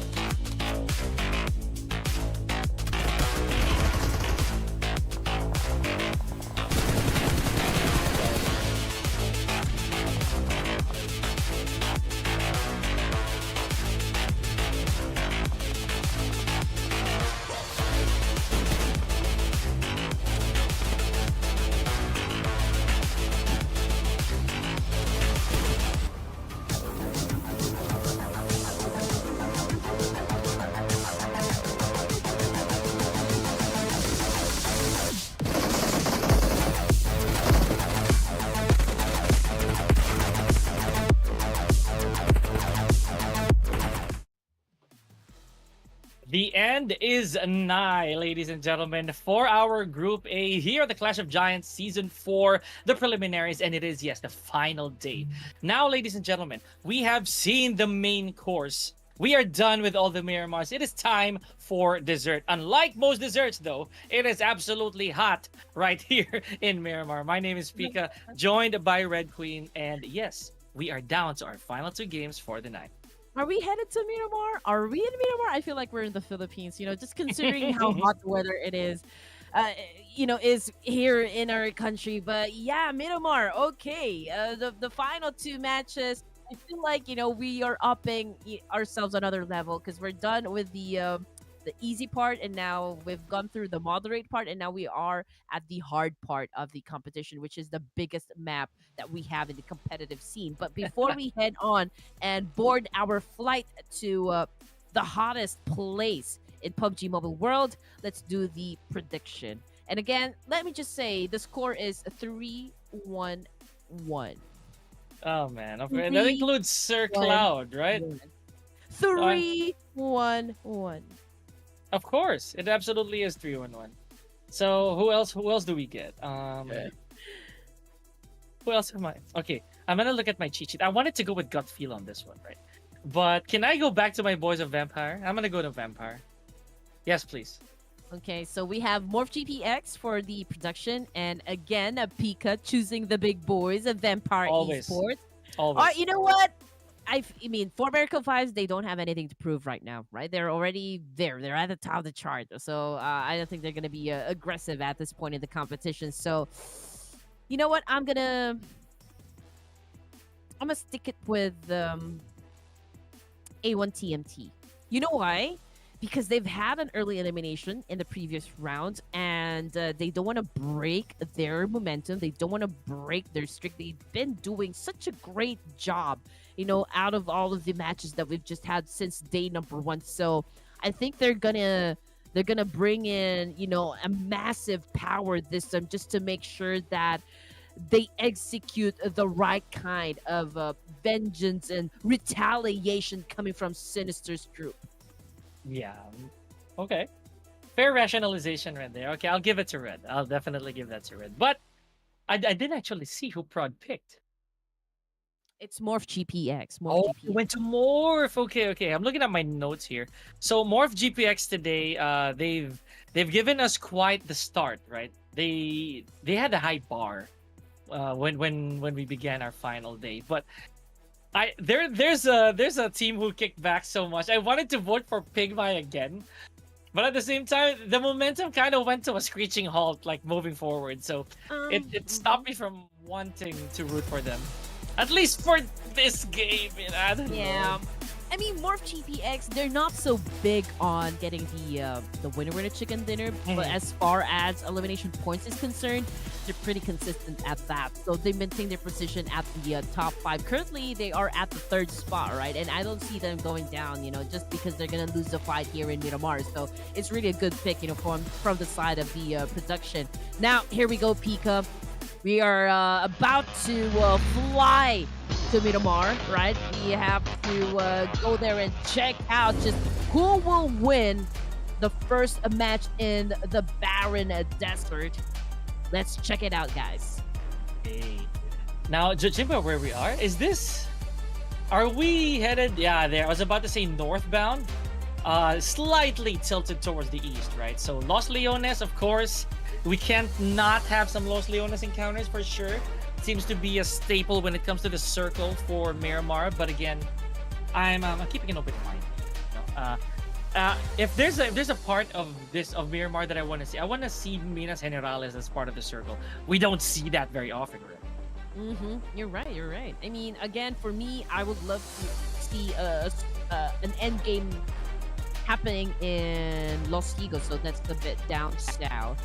But let's check out first which of the areas is going to be populated now that the DMM is all on the move, and they're headed toward the east part. That would be Puerto, if I'm not mistaken. And very close to them are the guys coming from Train to Kill, as well as YOODO Alliance and A1 at the DMP. So They are pretty lined up as well with A51. So I guess the only team that considered to drop far north would be Pygmy Esports. Yeah, very brave move as well, you know. But I think I understand with Wow. Ahumada being the final stop here. I think they don't have a lot of company moving forward. But speaking of company, wow, Giante starting off strong with some melee frags here on the boys of Vampire Esports. Oh man, that's a lot of that's a lot of staking going on here, Red. I'm way beyond my comfort. Yep, vampires. Oh This man. is like high pressure games, the moment I am so sorry. that I'm not gonna vote. you drop here in agenda, right? You just really have to fight it off with the same guys that will get to the guns. And the moment that you lose on that race, it is the end for you, just like what happened with Vampire Esports. And now we're looking at Team Flash as he shuts down Shamir with an AKM. So that would be Batman, the Cape Crusader. Man, speaking of capes, man, the vampires already sent packing, right? Back to their. My gosh, it's my fault. I'm so sorry, Vampire Esports. That is on me. I really am a huge jinx. I do walk under ladders. I do pass on black cats, but Hey, from cats from has where nothing to do with it. from where you are right For now. mama. From where you are right now, Vampire Esports, you're still looking good, I'd say. You know, they have a good amount of points, by the way, all hilarity aside. So maybe in the next game they're gonna be able to bounce back.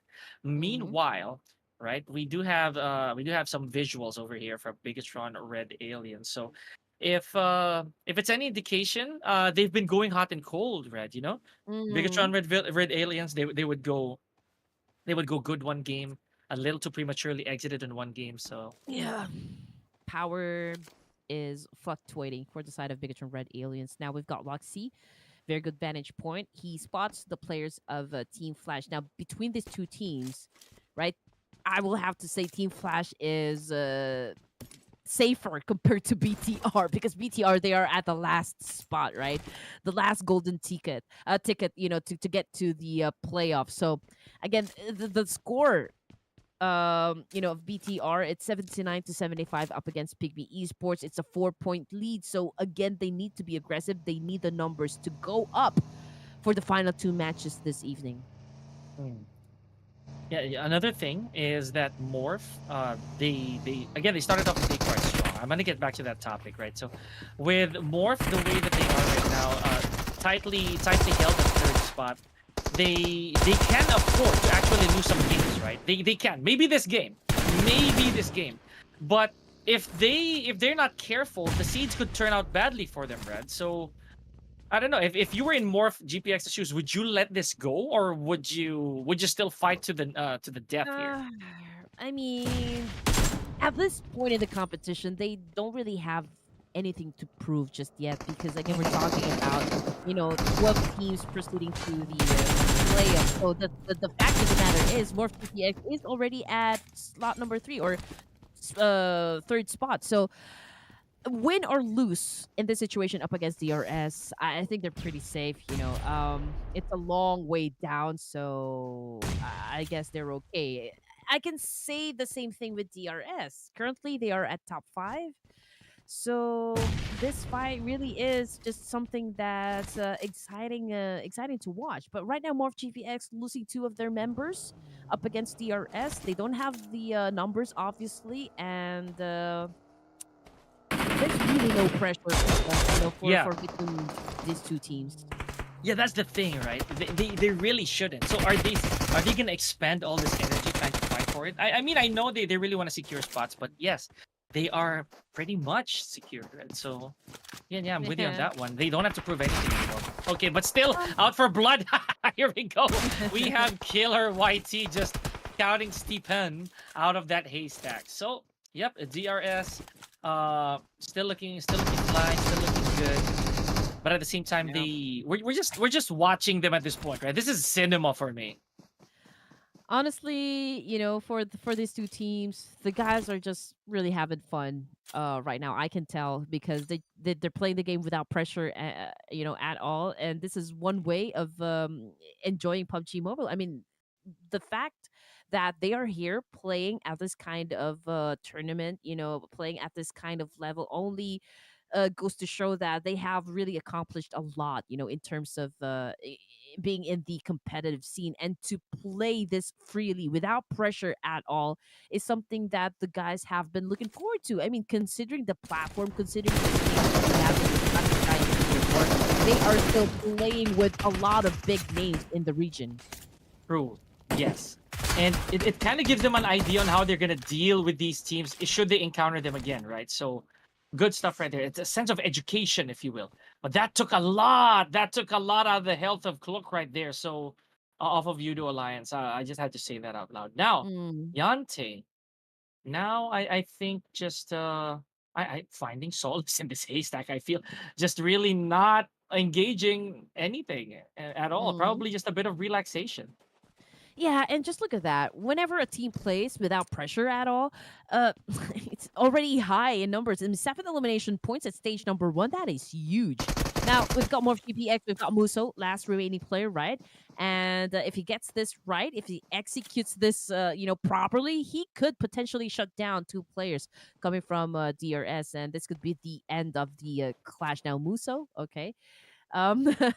He is shutting down the idea of cooking up that nade, obviously because DRS, they don't want to get close where Muso is exactly. But let's see, Gante now already making a move, getting ready to get inside this house right here. Oh, there you go, Gante with a little bit of damage. Muso tried to dance with a devil, and Mm-hmm. almost. That was a close call, for the side of DRS Gaming. It's still Yeah, a very. very good trade-off, between those teams. So DRS coming up on top is still, is something worth watching. And yeah, I guess that answers the question here, Red Queen. Morph GPX. I think that they didn't put their A game on this one, but they did try to gun for more eliminations, I would say. But you know what? Again, we implied that very clearly earlier that they have to prove nothing anymore, right? At least this far off into the preliminary. So good stuff. Thank you. See you in the next game. So I'm sorry, I just sorry to cut you, but I just want to make this point. Just look at the horde of teams that's headed towards directly Pygmy. It's like a wave of tsunami, right? mhm. I hope Pygmy is actually ready and anticipating the attack coming from all of the teams from the south, because it's gonna be one heck of a battle here. Yeah, they're gonna get swarmed for sure if they're not careful, right? So, yeah, I mean, look at it. We can see them from almost every single vehicle that we've looked at, right? So it means that yep, you have company. You better get those utensils ready. There's gonna be a party headed your way. Now, oh wow, yeah. You know what? I'm not gonna say I completely forgot about A51, but they haven't been giving us a lot of moments so far, or at least Yeah. not those remarkable clips, to say the least, that we could brag about. So let's see if this is gonna be redemption, a bit of an ascension here, if you will, for A51. Of course, it is still not impossible, for the boys of A51 to make some sort of adjustment and probably win, a fight or so, inside the game, and probably improve their rankings. But the future is really not that bright. I don't want to call out anything just yet. I mean, it's too early. It's just, I mean, we are at second to the last game, and again, the gap down there on the second stage is not that hard. So there is still that chance. But again, they have to be extra aggressive in getting those elimination points, and just judging with what's happening right now, it's going to be tough for A51. After all, the fact that they are here, that they were able to actually proceed to the preliminary round, is already saying that this is one of the teams that you need to watch out for. hmm Yeah, I agree. It's and that leaves a mark, right? Say after the preliminaries, you're gonna remember this team for sure. They're gonna leave a lingering presence mentally, so that when you see their names again, oh, you have a faint idea. This is a threat right here. Now, I can't say that everybody can make the claim. I'll see you in the playoffs, right? No, we can't say that. But the fact that if you give them something to worry about, it becomes Hmm. again a threat on its own. So speaking of threats, now Most Bigetron Red definitely. Aliens walked right into a nade. care of Right? Jimmy. If they lose this fight, up against YOODO Alliance, that would give a chance for PUBG Esports to catch up. And Yes, by the looks precisely. of it, YOODO Alliance, can't say if they already have the upper hand, but there's already one player coming from BTR that's currently knocked down, and now Leo gets shut down as well. So 2 active plays from YOODO. Man, YOODO, it's been a good minute since we've seen some of them standout moments, but no, Satar denies that and denies another one from wow. I cannot believe my eyes. YOODO Alliance, originally the initiators, still fell victim to BTR. Man, they are holding on to this spot. Right, and now they have set up 4 eliminations. So I guess they moved up 1 rank now, Pika. It is already Geek Fam that is at the 12th spot. So that information now puts Pygmy at 13th spot. So, oh man, this is gonna be a bloody Miramar, honestly. Absolutely, and this is only the first Miramar that we have tonight, and I'm already setting really high expectations, Red Bean. So, ladies and gentlemen, look at this. Originally, we would expect in my opinion, a lot faster, or maybe a more aggressive approach from these teams. But no, they're being so cautious. We're at stage 3, and we still have 11 teams. So you know what that means, Red? These players are trying to be tactical now. The good thing about this is A51 is still alive. It's already stage Oh, 3. you're right. So Yeah. I do hope they can at least go up up until top 10 in this match, so they can start collecting placement points. So that could really help them. Now, one player, okay, that would be Sinister. The IGL is currently knocked down, but there is no time just yet, for the rest of A1 TMT to actually come up with a plan on how to save him, because they're still busy with dealing with the boys of A51. And these guys, that they know that they're gonna be aggressive at getting those elimination points. Of course, who wouldn't want to be part of the playoffs? Yes, true. Very true, Red Green. So, having said that, folks, I feel that the pressure is on. Like, the pressure is on for a lot of these teams. I'm not gonna name just one, because a lot of these teams they want to prove a point here. Now, speaking of, here we have Train to Kill. Look at this! How brave is Suyo? He's just literally sprinting around this open space, no cover whatsoever. I think the bravery comes from this level 3 vest that he has with him. I can go to you and Nice. yep, clean hit on Izane. Yeah. I think he's confident as well, because rules from the other side of that mountain can also provide a little bit of backup. So, I mean, that only goes to show that he's not afraid to go in for that charge. Now, T2K 2 elimination points, and it looks like True Love wants to get some more. He is going up against Zamrud of Geek Fam and was able to shut him down. And look, Sonic also goes down, coming from Geek Fam. So I'm not sure if they're still alive though. Yeah. We're gonna check out that a little later on. Now Rex, he has his sights set over there, like a very, very good placement off of a distance. I'm just not so sure if he's hunting for someone in specific, right? Like someone specific rather. So yeah, I'm gonna take a peep out of that one, because right now, look at this. BIGETRON, we have DRS and A51 very close to each other. So if there's a bit of information relay there, I would completely understand. Rex jumped out the window though. Where's he going? Okay, never mind. Ooh. Oh, all right. Man, where were you? don't do that. Right there. Don't do that. Oh. Okay, so on your screen we've got A51 with 1 casualty, and if you're going to be looking at the circle, DEWA United is up there on the north side. There's a lot of teams down here at the south part area, so these guys are just settling for, trying to resolve the conflict between this remaining teams. And we'll just have to wait and see which of the teams are going to be surviving. After all, this is, everyone is in survival mindset, because if you want to stay alive in this competition, you just have to fight for it, for every resource, for every spot.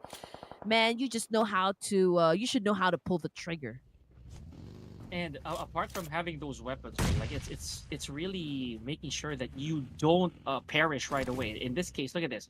Satar has a level 3 helmet, a level 2 vest with a bit of compromisation, a bunch of resources. You think this is still a smart move for him to go for this compound? He does have backup though. We have Zuxi finally. But is Mm-hmm. this worth it? Oh, Is this worth ooh. it? Um, yes. I mean, even if it's worth it or not, they need the points. They need the points. They need to make it happen, right? They don't really have that much option. Now, two of the Oh, players are coming from BTR, trying to flush out DRS, Killer yeah, this is YT worth it. in big trouble, This is very worth low in it. HP, and there you go. They get the point. 4 elimination points for a BTR. But of course, it is still not enough.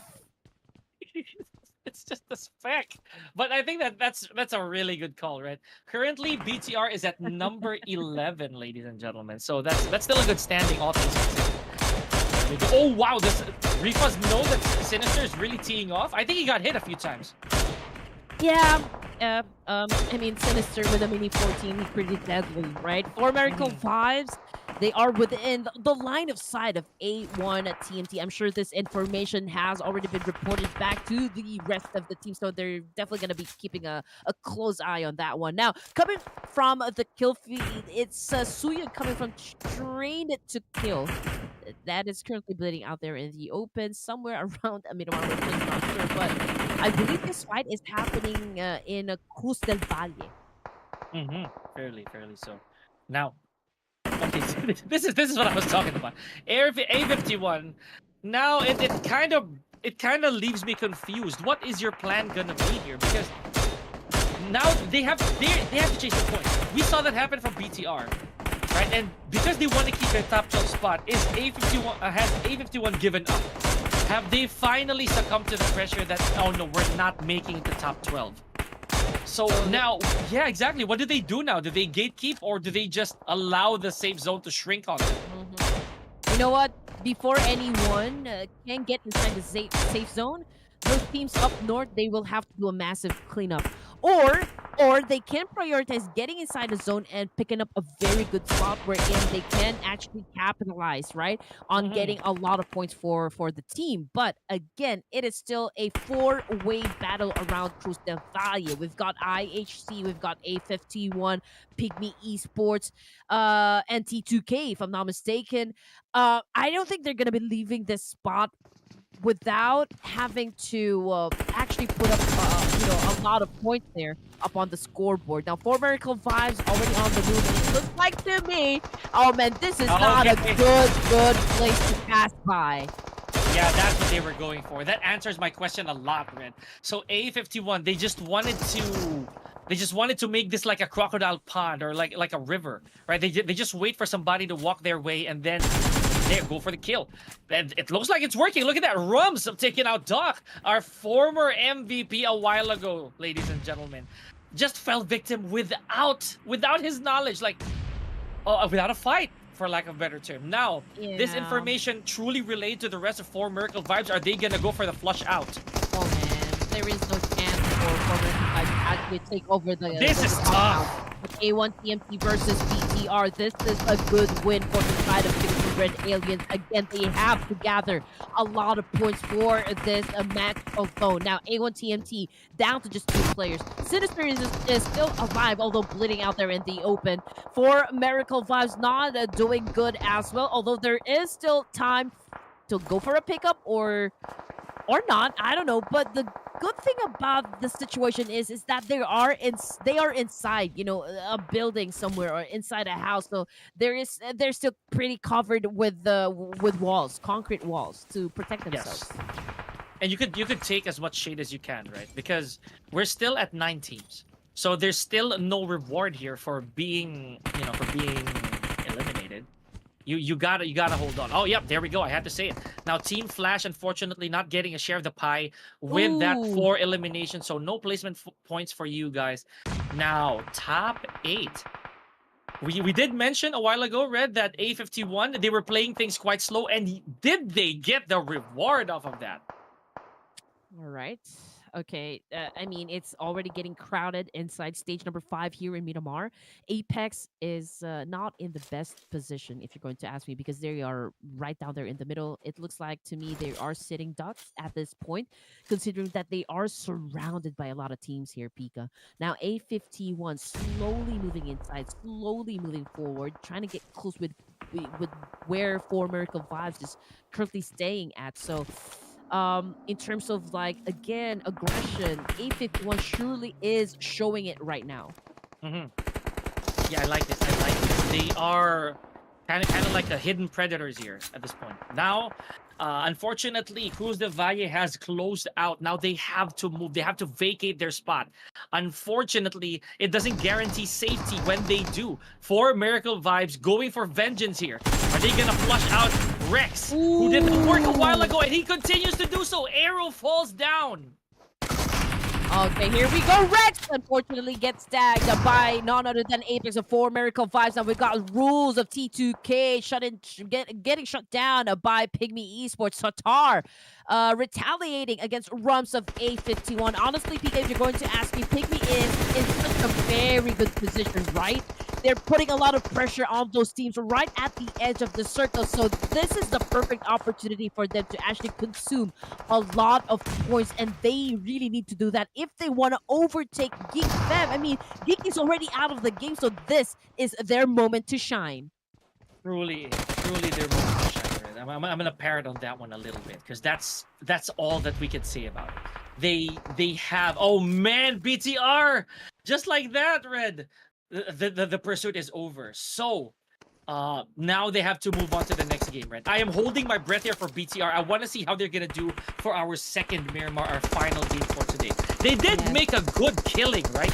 They had a lot of points before they got eliminated, and to add to that, they had at least a placement point to consider. But now the tail has swerved to another direction. PIGMY with only one elimination. We've seen this happen before. PIGMY, they can take their sweet time, make it to top 4, and even winning a winner in a chicken dinner. So Red, keep our fingers crossed. Yeah, they should gun for the second chicken dinner of the night, right? I mean, Geek Fam already out as well as BTR. So really, I mean, the stars are aligning for PIGMY Esports, so they should really maximize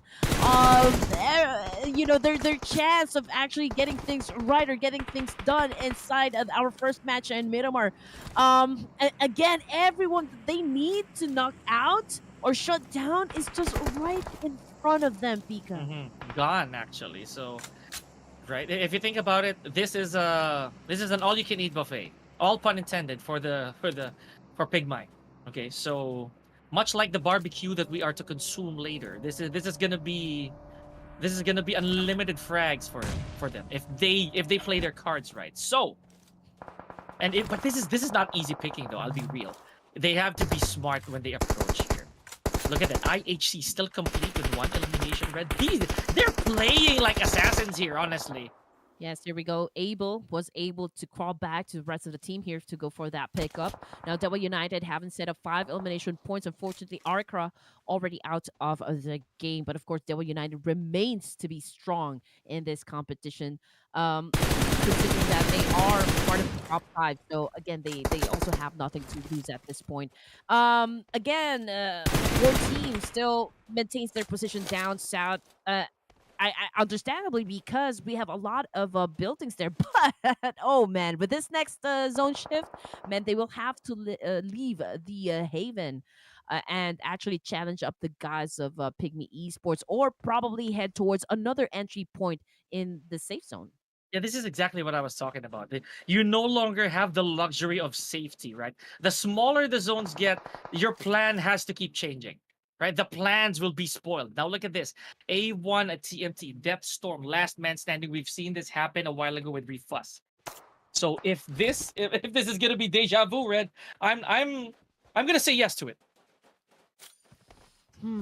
Okay, here we go. Things are already getting serious. IHC Esports on your screens, ladies and gents. And again, they still have a complete set of players, which is always an advantage. Now, the good thing about it, that is Abel knows where A1 will be coming from. I mean, they gathered that knowledge, and Abel surely knows how to put some pressure. Okay. That's Beautiful. You see how he waited there? He knows exactly where to point his gun. Amazing game sense from Abel. I love it. And there is no chance at all that A1 TMT is gonna make it out of it. So beautiful. Now we are down to our last 5. Music has been queued, anxiety has settled, so our teams are here they need to duke it out. But of course, PIGMY again. Man, if this happens, oh my days, this is gonna be glorious for PIGMY. Oh, definitely. You're absolutely right. We've got Yowie Kwok now with a nade up against IHC. Oh, what did I say? Man, he gets two. Going for three. Going for four. Yes. Oh, man, IHC is in big trouble, man. Yo. Oh my gosh. Talk about utilizing utilities, because right now, look at that. And what a fadeaway nade before he goes right back to the safe zone. Amazing. Oh my gosh. Joel, don't even think about it. Don't pick up Rogue, man. It's gonna be risky. It's gonna be deadly for you, man. Joel, okay, already on prone. He's like a snake here. Unfortunately, he gets spotted by DEWA United. That was huge. So, down to 3 teams, guys. Down to 3 teams. DEWA left with 2 members. 4 Miracle Vibes with 2, but it is still PIGMY at the top of the ranks here, at least for this match. 8 elimination points, though, coming from the side of DEWA United. It's 5 for 4 MB. And now this is the moment to shine, just like what we said for PIGMY Esports. Oh my gosh, man. All of them nades put to good use, I would dare say so. Now they're gonna have DEWA United and 4 Miracle Vibes pick each other off before they jump right into the mix. Oh my gosh. Okay, I'm pretty sure we're gonna get a pickup. We're gonna get a pickup here. Hands down. Because if PIGMY doesn't pick it up, I don't know what the logical choice is. Apex needs to bring out his monstrosity this time around. You know, just prove to this guy that he is the biggest predator in this match. Apex boosting up, and right in front of him, 3 members of PIGMY headed towards his direction, but he is right down there in the middle, ladies and gentlemen, which will be a hard win to pull off. I mean, you don't want to get in between crosshairs, right? PIGMY, DEWA United, they're definitely going to see each other at the end game. Look at this spot. It's so tailor-made for PIGMY. I'm telling you, they don't have to look anywhere else. My gosh, Red. Wow, you know what? They can stay here up until stage 9 and nothing's gonna harm them. Nothing. Right? The enemies will come running to their direction and all they gotta do is pick them up. You know, that was huge for Wickwalk. Huge, Red. My gosh, IH disappeared in an instant. Honestly, I still fear for Play Apex of the here. day. I mean, Play of the Apex day. can still make something out of the situation. So, I mean, you don't want to rest sure about easy at that? this point, right? DEWA United having an exchange of nades up against 4 Miracle Vibes. Apex taking it out of the equation. Now it is down to PIGMY versus DEWA United. This is a civil war. Indonesian team versus Indonesian team. 4 Miracle Vibes totally eliminated with 5 elimination points. DEWA United setting up 10. Oh man, these guys are now juggernauts in this situation, in this matchup. Can PIGMY survive? More on the line here for PIGMY. Here, oh no! Okay, another blood drawn here. Care of Nooks, but there's the retaliation from Snowboy. Wickwalk, the Grenadier a while ago, taken out by Snowboy. What's gonna happen? Oh no! Red Queen, even footing here, almost even footing. 2 versus 1. This is a PIGMY game, isn't it? Is it gonna be PIGMY once again for the 2-piece today, ladies and gentlemen? Look at the 5 eliminations. It just takes one more good call on the side of PIGMY. And ladies and gentlemen, Baby Iron is... Ladies and gentlemen, for the second time tonight, PIGMY Esports did it! Woo! All right, there you go. The PIGMY guys flexing their muscles right there. Oh man, that was a good show. And you know what? We mentioned this a while ago, Pika, that the stars aligning, you know, for the voice of PIGMY Esports. GEEK Fam got eliminated, BTR got eliminated, so it was really the perfect opportunity for PIGMY to rack up a huge number of points just to make sure that, you know, they have a chance to overtake 2 of the formidable teams that we have inside the Clash of Giants Season 4. Now, I do wonder, now this is really curious from my side, will this be enough, you know, will this be enough points to actually be at the 12th spot? Yeah, you know, that's a very good question. We're gonna have to check out the final verdict a little later on. But this performance from Pygmy right here, from Pygmy or Pygmy, regardless, I don't care anymore. These boys are amazing. But you know, it also has a lot to do with, as you said, the stars, right? So there's a smidge of luck thrown in there, but their skills just proved it. We saw what Wickwalk did. We saw how that happened. Oh man, in the blink of an eye, IHC just perished. Like I said, ladies and gents, Pygmy, Pygmy, just pick me. All right, let's stick to that one. All right, leaves to watch for Miramar because we still have another Miramar to go before we wrap up this evening. We got a Pygmy, DEWA United, 4 Miracle Vibes, and of course the Assassins. That is T2K. Gosh, I cannot believe that outcome. And unfortunately, they didn't leave the premises unscathed, right? They did have some knocks, but at the end of it all, the numbers game proved to be a little too much. Now, this is a Wickwalk, I can feel. Is this a Wickwalk? No, it's still Snowboy, no. Of course, it's still gonna be Snowboy. But yes, of course, I tip my hat to you, sir. No questions asked. Snowboy still holding it up for DEWA United. Snowboy, our homeboy right there. Snowboy, most valuable player. I mean, just look at his face. It is on. You can tell how serious this guy is at, you know, closing business deals inside the battlefield. Now, let's check out the other top performers in Miramar. We've got Nukes coming from DEWA United. We've got Satar coming from DTR. We also got Yowie Kwok, or make it Owie Kwok, and Apex of a 4 Miracle Vibe. Call him Wickwalk. I like it. You know, Wickwalk. Yeah. It sounds like yeah, exactly. I do think it's a cartoon sound effect, you know, that he's going for. But yeah, these are again our Miramar action stars, right? I'm gonna call it that. So, whew, I mean, I am lost for words with that final performance from Pygmy. And look at that, 17 whopping points. And the only difference between them and DEWA would be placement. Yeah. And again, I can see Donuts down there at the bottom. A dozen, right? Actually. It's the Vampire, it's 52, and of course Geek Tem. Now that we are down to our final match, I mean, this is not even a battle on who gets to be at the top 5, right? This is now a battle at who gets to be at the 12th spot. Talk about the grind. Here we go. You know what? A lot of contributions right there. 186 nades, folks. A lot of them utilities coming to play. We saw that clear as day a while ago. So we have a lot of representation from Pygmy. So Dimsy right here.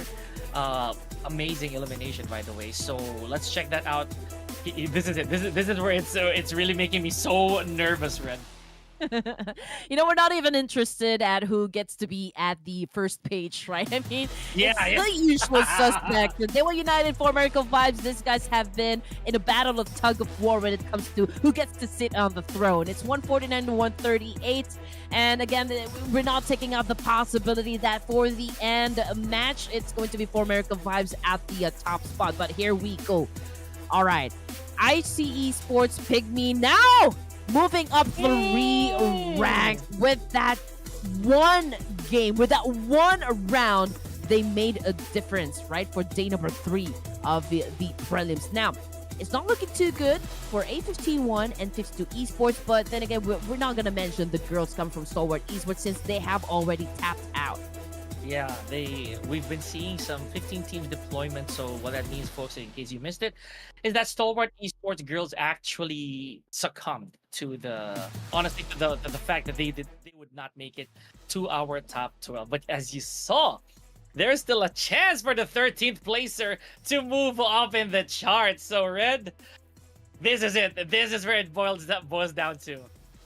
Honestly, I fear for Vampire Esports. If they have another early elimination for the game in Miramar, it's going to make way, you know, for A51 to make it to the top 12. Again, that's still all left a chance, ladies and gentlemen. We are gonna head to our final match of our preliminaries for Group A. That is here at Clash of Giants Season 4. Pika and Red Queen will be right back for this epic conclusion. Don't go anywhere.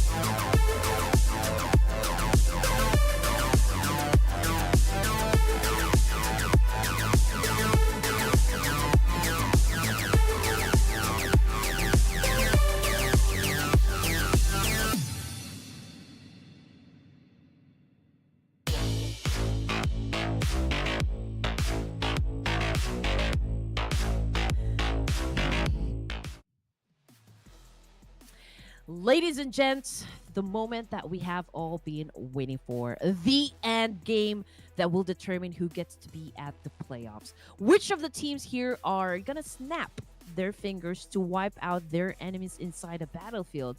Match number 6, ladies and gentlemen. Welcome back to Ruthless Hype Esports Clash of Giants Season 4 with me, or with us, Red Queen and Pika Lozano. Yes, the preliminaries for Group A, folks. I cannot stress that any further. Whoever makes it to the playoffs, one step closer to getting that big piece of the pie, right? But here we go, another torturous moment for us here at the caster's desk. So, yeah, unfortunately, I'm already giving up hope. I'm staying with that 1 point, but I feel that Red should start this one off. Maybe she can go for a full 4. I'm not so sure. Maybe. Go on. Honestly, at this point, I'm having a hard time whether to choose A51 or BTR. Okay. So I'm gonna go with experience. Mm-hmm. BTR. BTR. Thank you, Got it. Real Swift there. Okay. So for me, I am not. I repeat, I am not giving up on my my Transylvanian troop. My Nosferatu from Vampire Esports. I must stick with Vampire Esports. I am so sorry. That's just me. We're still waiting for you, production. I mean, I'm just looking at the Yeah, board here. I'm looking at the screen. I hope you guys are experiencing, the major headaches like we do. But okay, still waiting. Okay, for America, what? Whoa! Really? What a call! I love it. You know what? Okay, Mm-hmm. maybe, right? I mean, they're already at the top. Maybe they would want to end, day number 3 of this prelims with a huge bang, with a loud bang. Mm-hmm. Okay. Again, when you finish at the top of the prelims, I guess it's just bragging rights. Yeah, seeding for the most part, I'd say. But yeah, it's bragging rights. We dominated preliminaries, right? So it means that sure playoffs. We're good enough to make it to the playoffs undisputed. So I feel that that's really what they're gunning for. You know what? Yeah. Again, for BTR, they're hanging by a thread here. Although they have been aggressive, in the previous matches, again, it's really not enough, especially now that they have been eliminated quite early, from the battlefield. So for this final round of Pika, the only choice or the only plan BTR should have is how to completely dominate the game. That is it. That is the only game plan. Yeah. And it's a tall order. It's something that we don't really have a concrete answer for. It's the how. The how is always a question. So at this point, Red, I am my Pokemon deck is all over. It's just there. I'm not even gonna pick a singular card anymore. If I pick my baby Pokemon, I'm gonna go with it. But at any given point, I'm keeping an open mind. It's all there. Okay, fair enough. But for Mercavise, Vampire Esports, man, it's such a safe choice, man. What are you doing? Of course. It's okay. faith. I mean, whether or not they win this fight, they're gonna proceed to the playoffs. Come on. It's fine. Again, that's why I don't wanna have to leave what I'm from what I'm not used to. It pays off, right? Okay, so now, ladies and gentlemen, again, the sun is rising in the land of sand here, Miramar. But is it gonna set on any other teams that are still here but are trying to pry for that number 12 spot? So yes, Red, remember page 2 peril, as we always say. You know what? I'm looking forward to the fact that if BTR is gonna choose to drop around Ascenda del Bufon again up against DRS. Again, there's a lot on the line for the side of BTR. So for their survival, I do hope that they play it safe. At least during the first few zones. Probably find themselves a place where they can chill for a while and just get everything they need first before they engage. But dropping in a Centro del Patron and challenging the guys of ERS, I don't think that would be a, like a smart move. You don't want to, risk losing members of your team at an early onset. I mean, even if you win the fight, if you lose two of your members, that kind of put you at a great disadvantage, considering that, going up against a complete squad, stage number one in Miramar. Oh man, it's gonna be hard, for DPR. Yeah, that's my point, right? Actually, it's not a fair trade-off, right? If you get one at the expense of more than one, that's already bad stats, all things considered. So, let's see. For a Miracle Vibes, this is a very interesting take because if you remember, they kind of land a lot on Valle del Mar, right? So maybe look at that. I think the habit just takes them there. It's just force of habit at this point. Yeah. I mean, don't get me wrong, guys. I do believe in the mechanical skills DPR have to offer, game sense, game IQ, everything else in between. But again, as they are hanging by a thread here, and you don't want to lose your spot in the top 12, you would want to make sure that your team succeeds the playoffs, right? So starting the game with, like high risk, high pressure. Ah, man, it's not really, like the smartest thing that you can Wow. do. So let's just wait and see. A51, I think they're gonna go up against the guys, the GEEK fam. A51 obviously needs a point here, right? They need to be aggressive at this point in the competition. Being at the bottom means that they also don't have anything to lose. So it's all aggression and retaliation at this point for A51. And just look at that, GEEK getting picked off one by one. And Red, you know what? Look at that. I was about to say that for a Miracle Vibes, where they are, they just stopped midway, went to where the circle is. Very smart move. Oh, but look at this, 52. Whoa. Oh my goodness, a YOODO Alliance also getting their hands dirty very early on. And I mean, I don't know what's the beef here between YOODO Alliance and A1, because what Aliyah did, getting Sinister, from the ground and actually dropping him off of the stairs there, it's just like, I don't know, it's just Personal. right? It's personal fight. A1 TMT, okay, two casualties, Sinister as well as Rowdy already out of the game. It's Hitman and a Deathstorm this time. So do they have a chance to actually go for the Computer Alliance and eliminate them completely? Oh no. Yeah, it seems to be very personal, but ladies and gentlemen, emerging on top is a YOODO Alliance, right? So a quick, clean work off of YOODO Alliance against A1 TMT. So thank you so much, and GG's A1 TMT. This is the last game we'll see at the playoffs, right? So good stuff. It's an overkill, honestly. Yeah, deciding to do the line, you right? didn't have to do them like that, man. A1 TMT already on the ground, and they just still continued on with that massive spray. Amazing. But here we go. Vampire Esports, Tony K already out of the game. He is already 6 feet under. Same, I guess, coming off the kill feed. It's T24. We've got also a couple of guys coming from Team Flash that's been knocked down. So let's see first if Vampire Esports can survive the game up against BTR. And again, BTR, they changed their drop spots, but they now have to deal with the guys from Vampire. It's a good thing though, they have the upper hand considering they have the number advantage. But let's see if they can execute the plan real good. Oh yeah, speaking of real good, that was a real good throw from Satar right there, and putting on the finishing touches on 666. So we've been seeing a lot of these very good nade plays, right, Red? So I'm really impressed so far. Now, having said that, Bigetron or Red Aliens, they are on the hot seat here.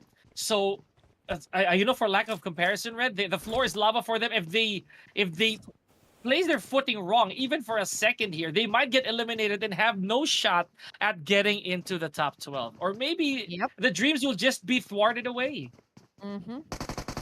I think there's a little pressure coming from both of the teams here. True. Vampire Esports, man, they also need to perform well, right? If they want to stay in the competition. And it's just so sad to see that these two teams need to fight it off between each other. I Okay, so know. 52 Esports 224 again back on the ground. It is Batman coming from Team Flash that's been trying to flush them out of this building right here. And ooh, Lapar goes down, and courtesy of Stoned. And the accuracy on that nade, though. Good try. Uh-oh. But yep. Uh-oh. Oh, look at this. A bit of an ambush situation there. I don't know what happened. I wish we could go back, but Shamir was very successful in eliminating, or rather knocking Corn T. Okay, so Batman, though, has to go for the pickup. All right, here we go. Stones again with a shotgun. We're down to the last active member here, Vampire Esports, because Flook is also bleeding out there. Now, Satar, I believe it's a 1v1 now. Oh man, this is tough, you know, for PTR and Real Vampire tough. Esports. Okay, here we go. Stoned with a shotgun, and I think it's the same gun that Satar is using. Okay, who will win the fight? Here Jeez. comes the trade. Unfortunately, Oh though, for the my side of gosh, my Vampire boys. Esports, they're already out, and Satar is just really doing a victory dance here. There you go, Satar. Pack. All right, here we go. Oh man. Yeah, going Hey, down. Hey, you feeling all right. that? You Oh. feel that? Mm. You feel that? You- But you know what? A very well-deserved victory lap right there, ladies and gentlemen. So you know what that means. Vampire Esports, folks, no longer able to add to their scoreboard. So Red, up until the wrap-up later, we're going to see the fate of Vampire Esports, right? So that's a lot of points. That's a lot of points wasted, I'd say. I don't even think that production is going to show the scores here now because we are already at the final game. So for those Yeah. of you guys who loves to keep track of what's going on and how well your guys are performing inside the battlefield, we've already shown you the point system. So you know how it is. You know how to count my the chest. scores, right? Now, MORPH GPX, okay, they're just going round in circle here, but they're pretty close with another team. DRS? Was that DRS? Yes, it is DRS. It is, yes.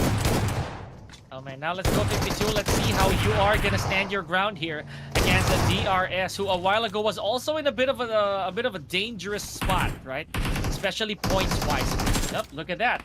We're picking up the pace here, Red. I think record broken. Stage 1 with only 11 teams remaining. So this is moving too fast. Again, you said it yourself. People here, they have nothing to lose. Yeah, we got you surrounded, DRS. Give it up for Morgan GPX. Look at that, another overkill. Oh, with the M249 nonetheless. Oh my goodness, that was tough coming from Zero. Now GEEK on the other side of town. Izane, Damrude, man, these are the only two guys remaining for their team. And now YOODO Online is going up against T2K. Ignis currently on the ground. Rules again with very low HP.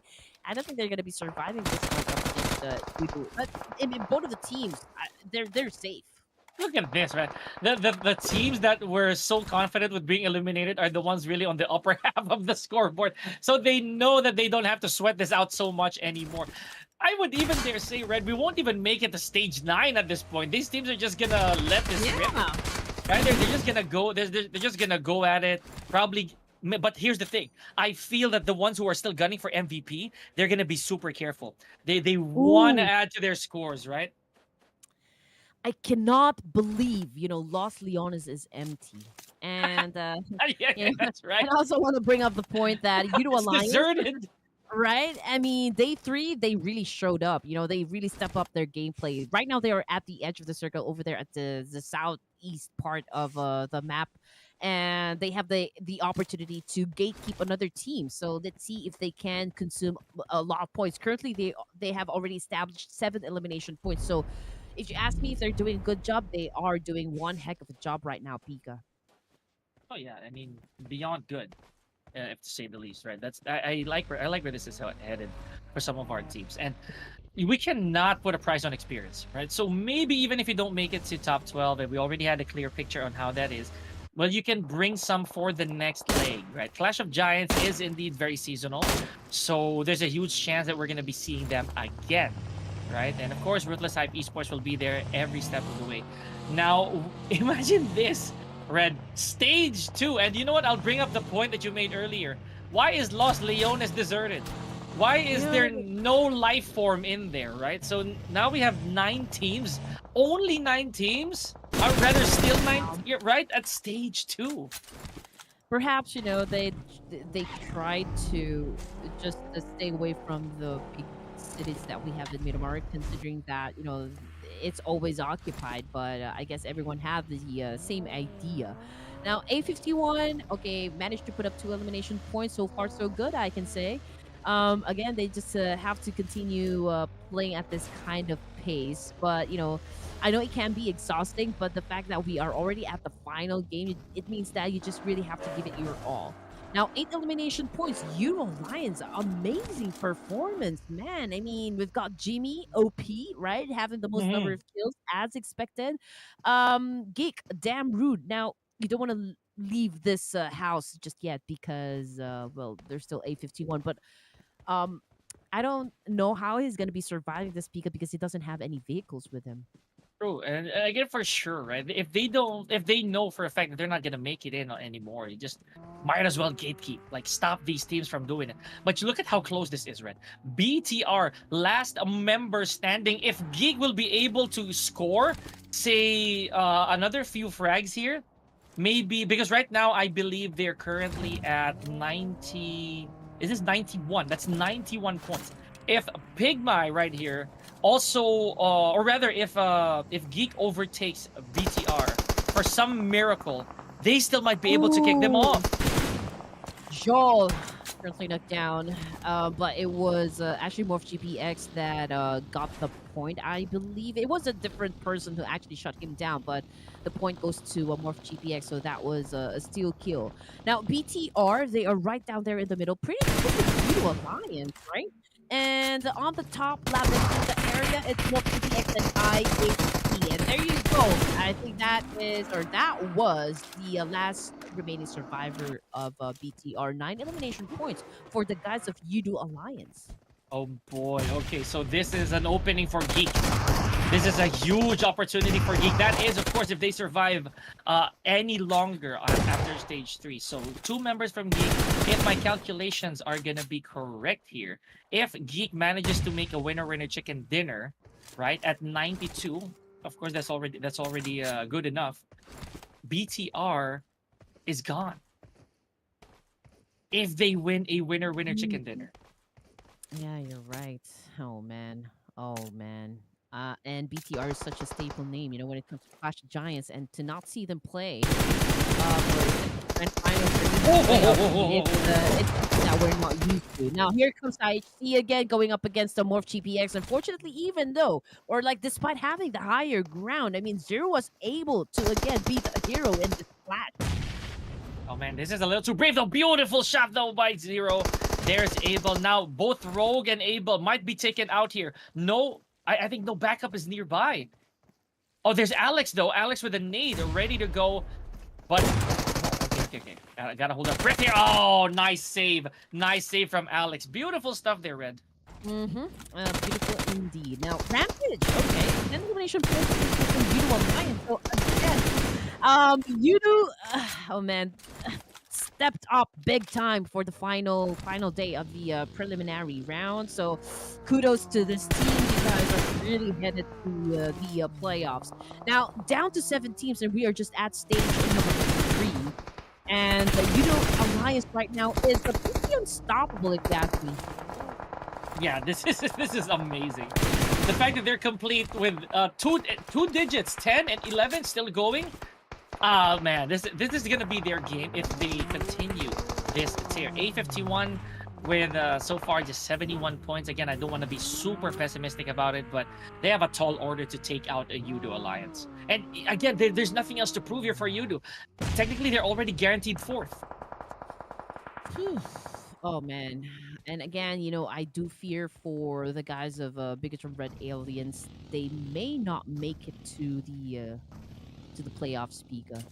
Okay, so again, we are seeing Los Leones on your screen, guys. So it's a YOODO Alliance going up against 4 Miracle Vibes, and right there in the middle are the boys that are from GEEK and pretty close to the PIGMY, and also DEWA United. Arcra seems to be the last surviving member.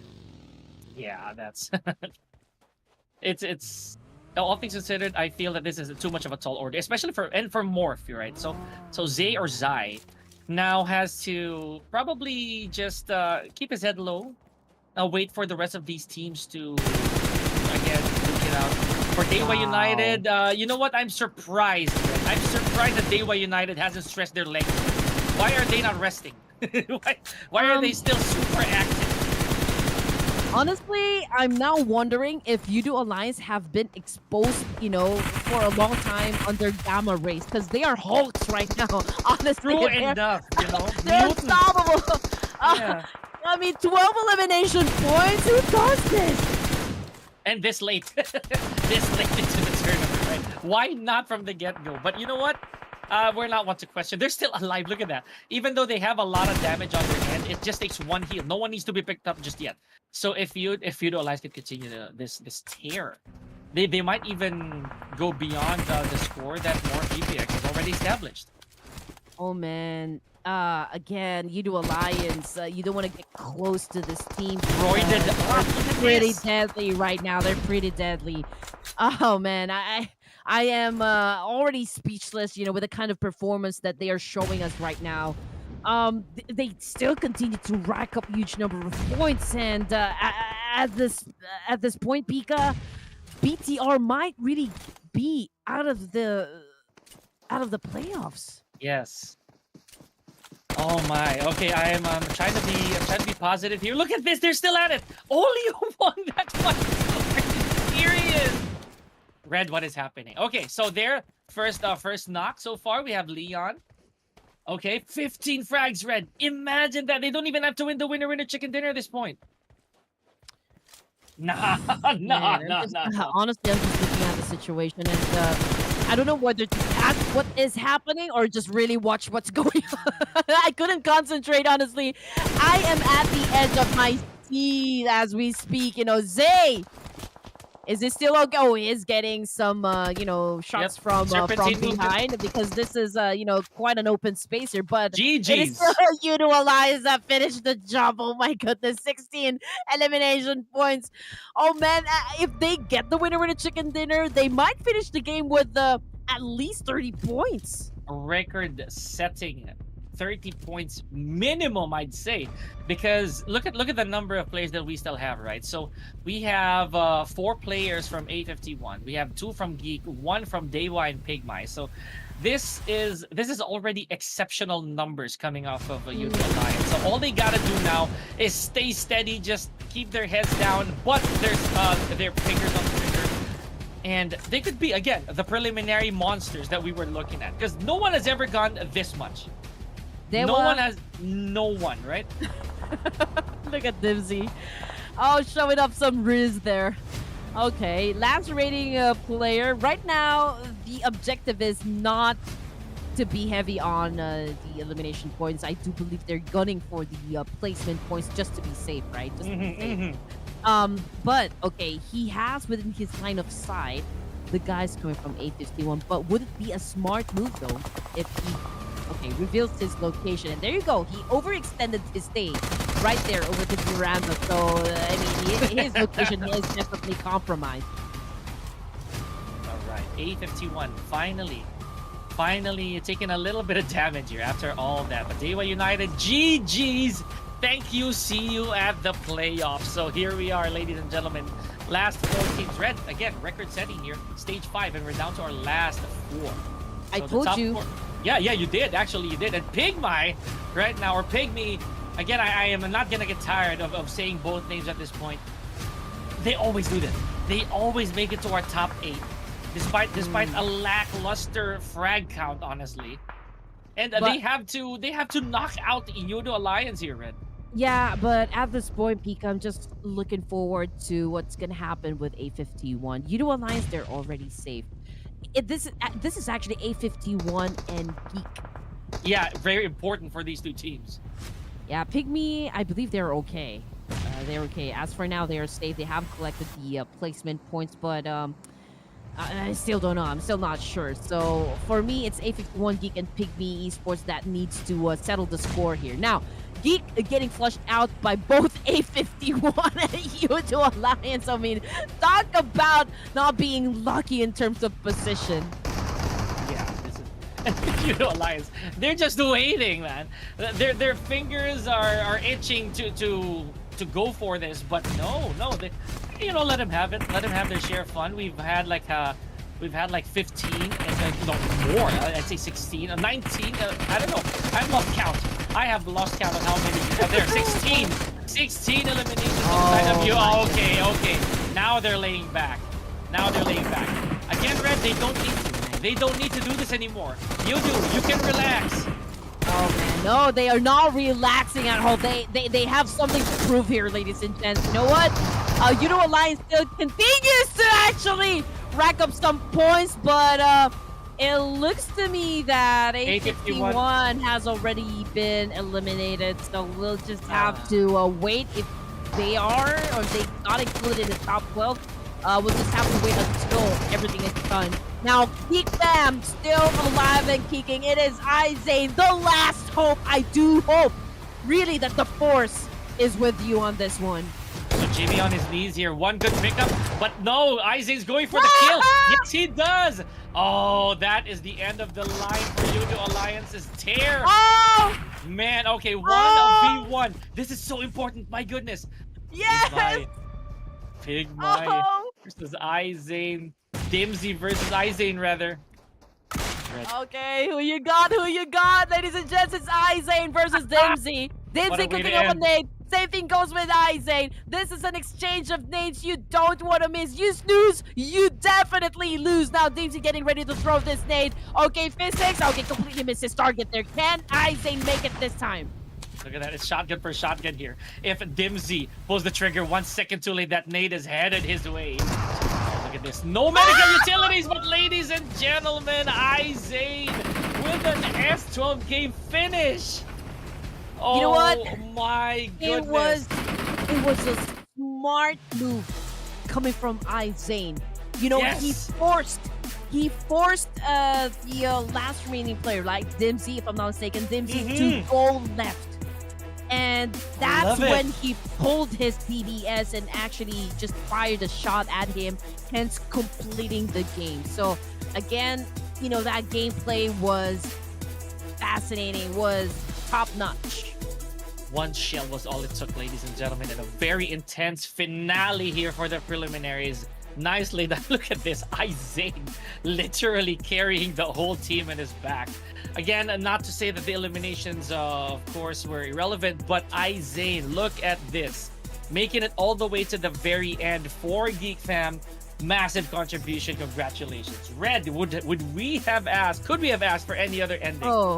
Oh man, I mean, I'm happy for Geek Fam. I mean, they really fought tooth and nail just to make sure that they survived this last match, right? And they really gave it their all. Now, I do have this one big question, right?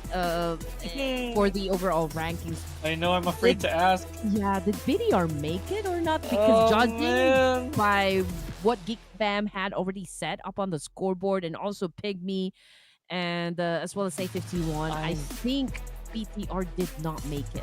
Yeah, if my calculations, of course, is right. Hard, same. I'm actually very anxious right now for BTR, ladies and gentlemen. So please, if you did the numbers just as much as we did, or better than we did, please do let us know.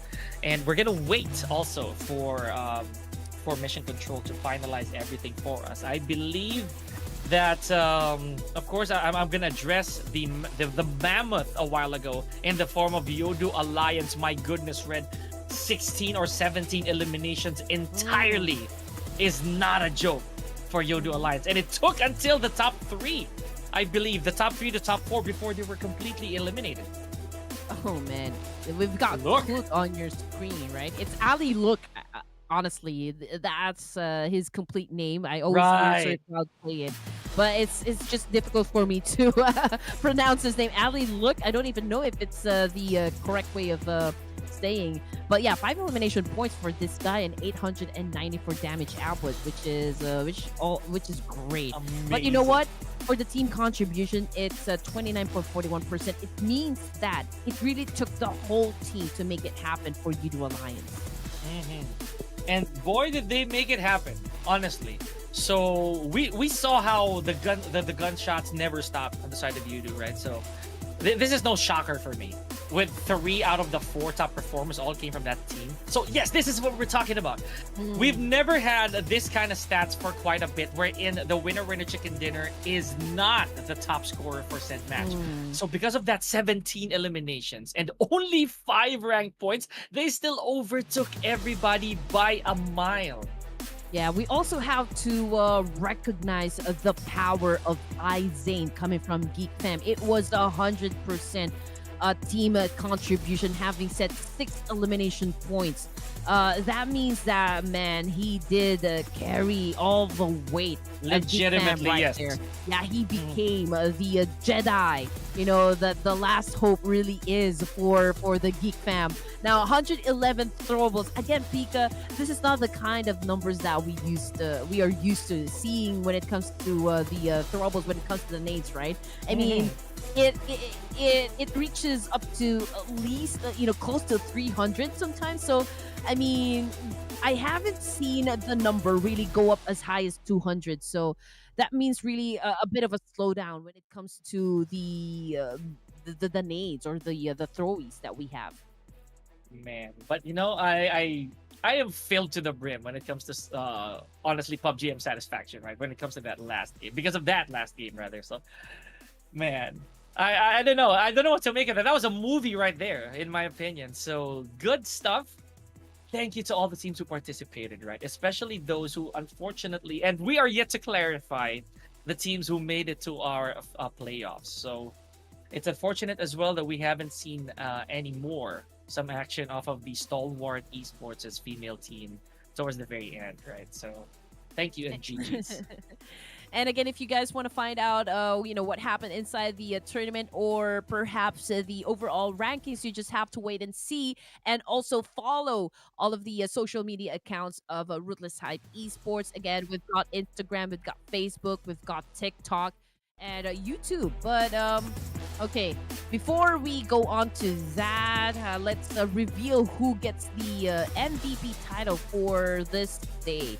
It is still your boy, Snowboy of DEWA United. It is now 33 elimination points in total, with 6,274 damage output. So when it comes to who gets to be the first one to reach the or get the MVP title, I guess it would be Snowboy. Big chance that Snowboy will get this one. I mean, was there any doubt, right? It's really gonna be Snowboy. Look at the way that he towers over everybody. At least when it comes to average eliminations. Well, there is Satar, right? But the overall damage, it's almost uncontested. And I feel that Snowboy, it's not just for today. I can definitely justify that he's been showing up for the past game, the past days. So yeah, you know what? We gotta hand this man the trophy. Yeah, I mean, it's pretty close, right? Satar and Snowboy when it comes to like how many elimination points they put up on the scoreboard per match. I think that Snowboy just lives longer compared to Satar. That's so true enough. When it comes to the damage output, it would be always Snowboy coming up on top. So there you go, ladies and gents. Because if we're gonna be looking at the finishers or the eliminations, obviously it's Satar with 37, right? But damage output, just look at that. It means that Snowboy actually shuts down a lot of players in the battlefield. It's just that, given the situation or perhaps the circumstances, he couldn't translate that into a full-blown elimination point, but still he gets the MVP title. Oh, and here we man. go. Oh my goodness. Red, here it is, ladies and gentlemen. This is where it Oh, boils down man. to. Of course, no questions asked. DEWA United, 4 Miracle Vibes, MORPH, YOODO, DRS, Team Flash, A1 TMT, and PIGMY Esports. Now that is beautiful. I did say that having those 2 winner chicken dinners is gonna do really well for PIGMY Esports. So yes, ladies and gentlemen, these players, these man. teams, for sure making it to the playoffs now. Page Bravo. 2. Oh man, I Man, can't watch. close I your cannot eyes. look. I know I I'm closing cannot my look. eyes. I I don't want to cannot see. look. Ah! Oh, Oh, there they you go. did not make it, ladies and gentlemen. As we mentioned, Bigetron Red Aliens with a 4-point difference. Vampire Esports barely getting into the top 12. But, ladies and gentlemen, we just have a word from Mission Control. Red, you want to do the honors? What? I did not hear him speak. Oh, Astro, really? what did...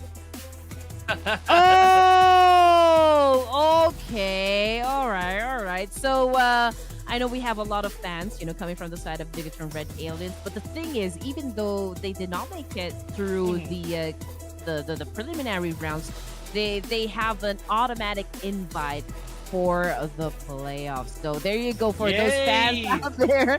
It is not the end of the line for your favorite boys. Maybe that is why they're playing with no pressure at all, Pika. Could be.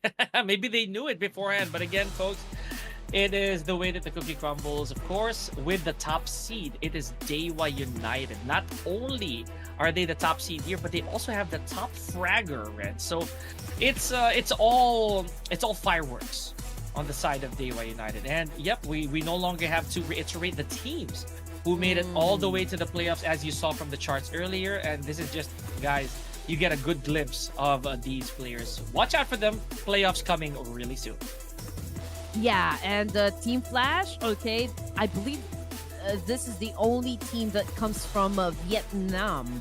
So, if the Savior, coming from Group B, which we will be having tomorrow, makes it to the playoffs, it'll be an interesting fight between these two guys, because we've always known the Savior, right, to be the toughest and I guess the one of the most successful teams in Vietnam, and both of them are part of the Clash of Giants Season 4, which makes Team Flash now a dark horse in the playoffs.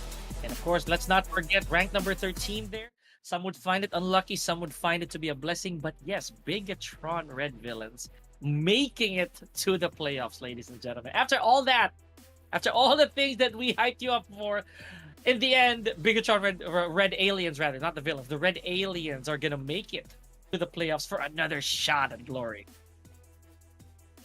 I am completely drained. I've enjoyed all of the action. I've enjoyed all of the trade-offs. It was a back and forth situation between DEWA United and For America Vibes on who gets to sit at the top of the charts. But at the end of it all, it was a great set of matches for all of the teams. Of course, like what you said, Pika, it's the nature of the competition. We only get to crown, those teams that really gave it their all and made sure that they proceed to the next stage. So again, ladies and gents, this is not the end of the line. It is the end of the line for Group A, but we are going to witness day number 1 of the prelims for Group B this time.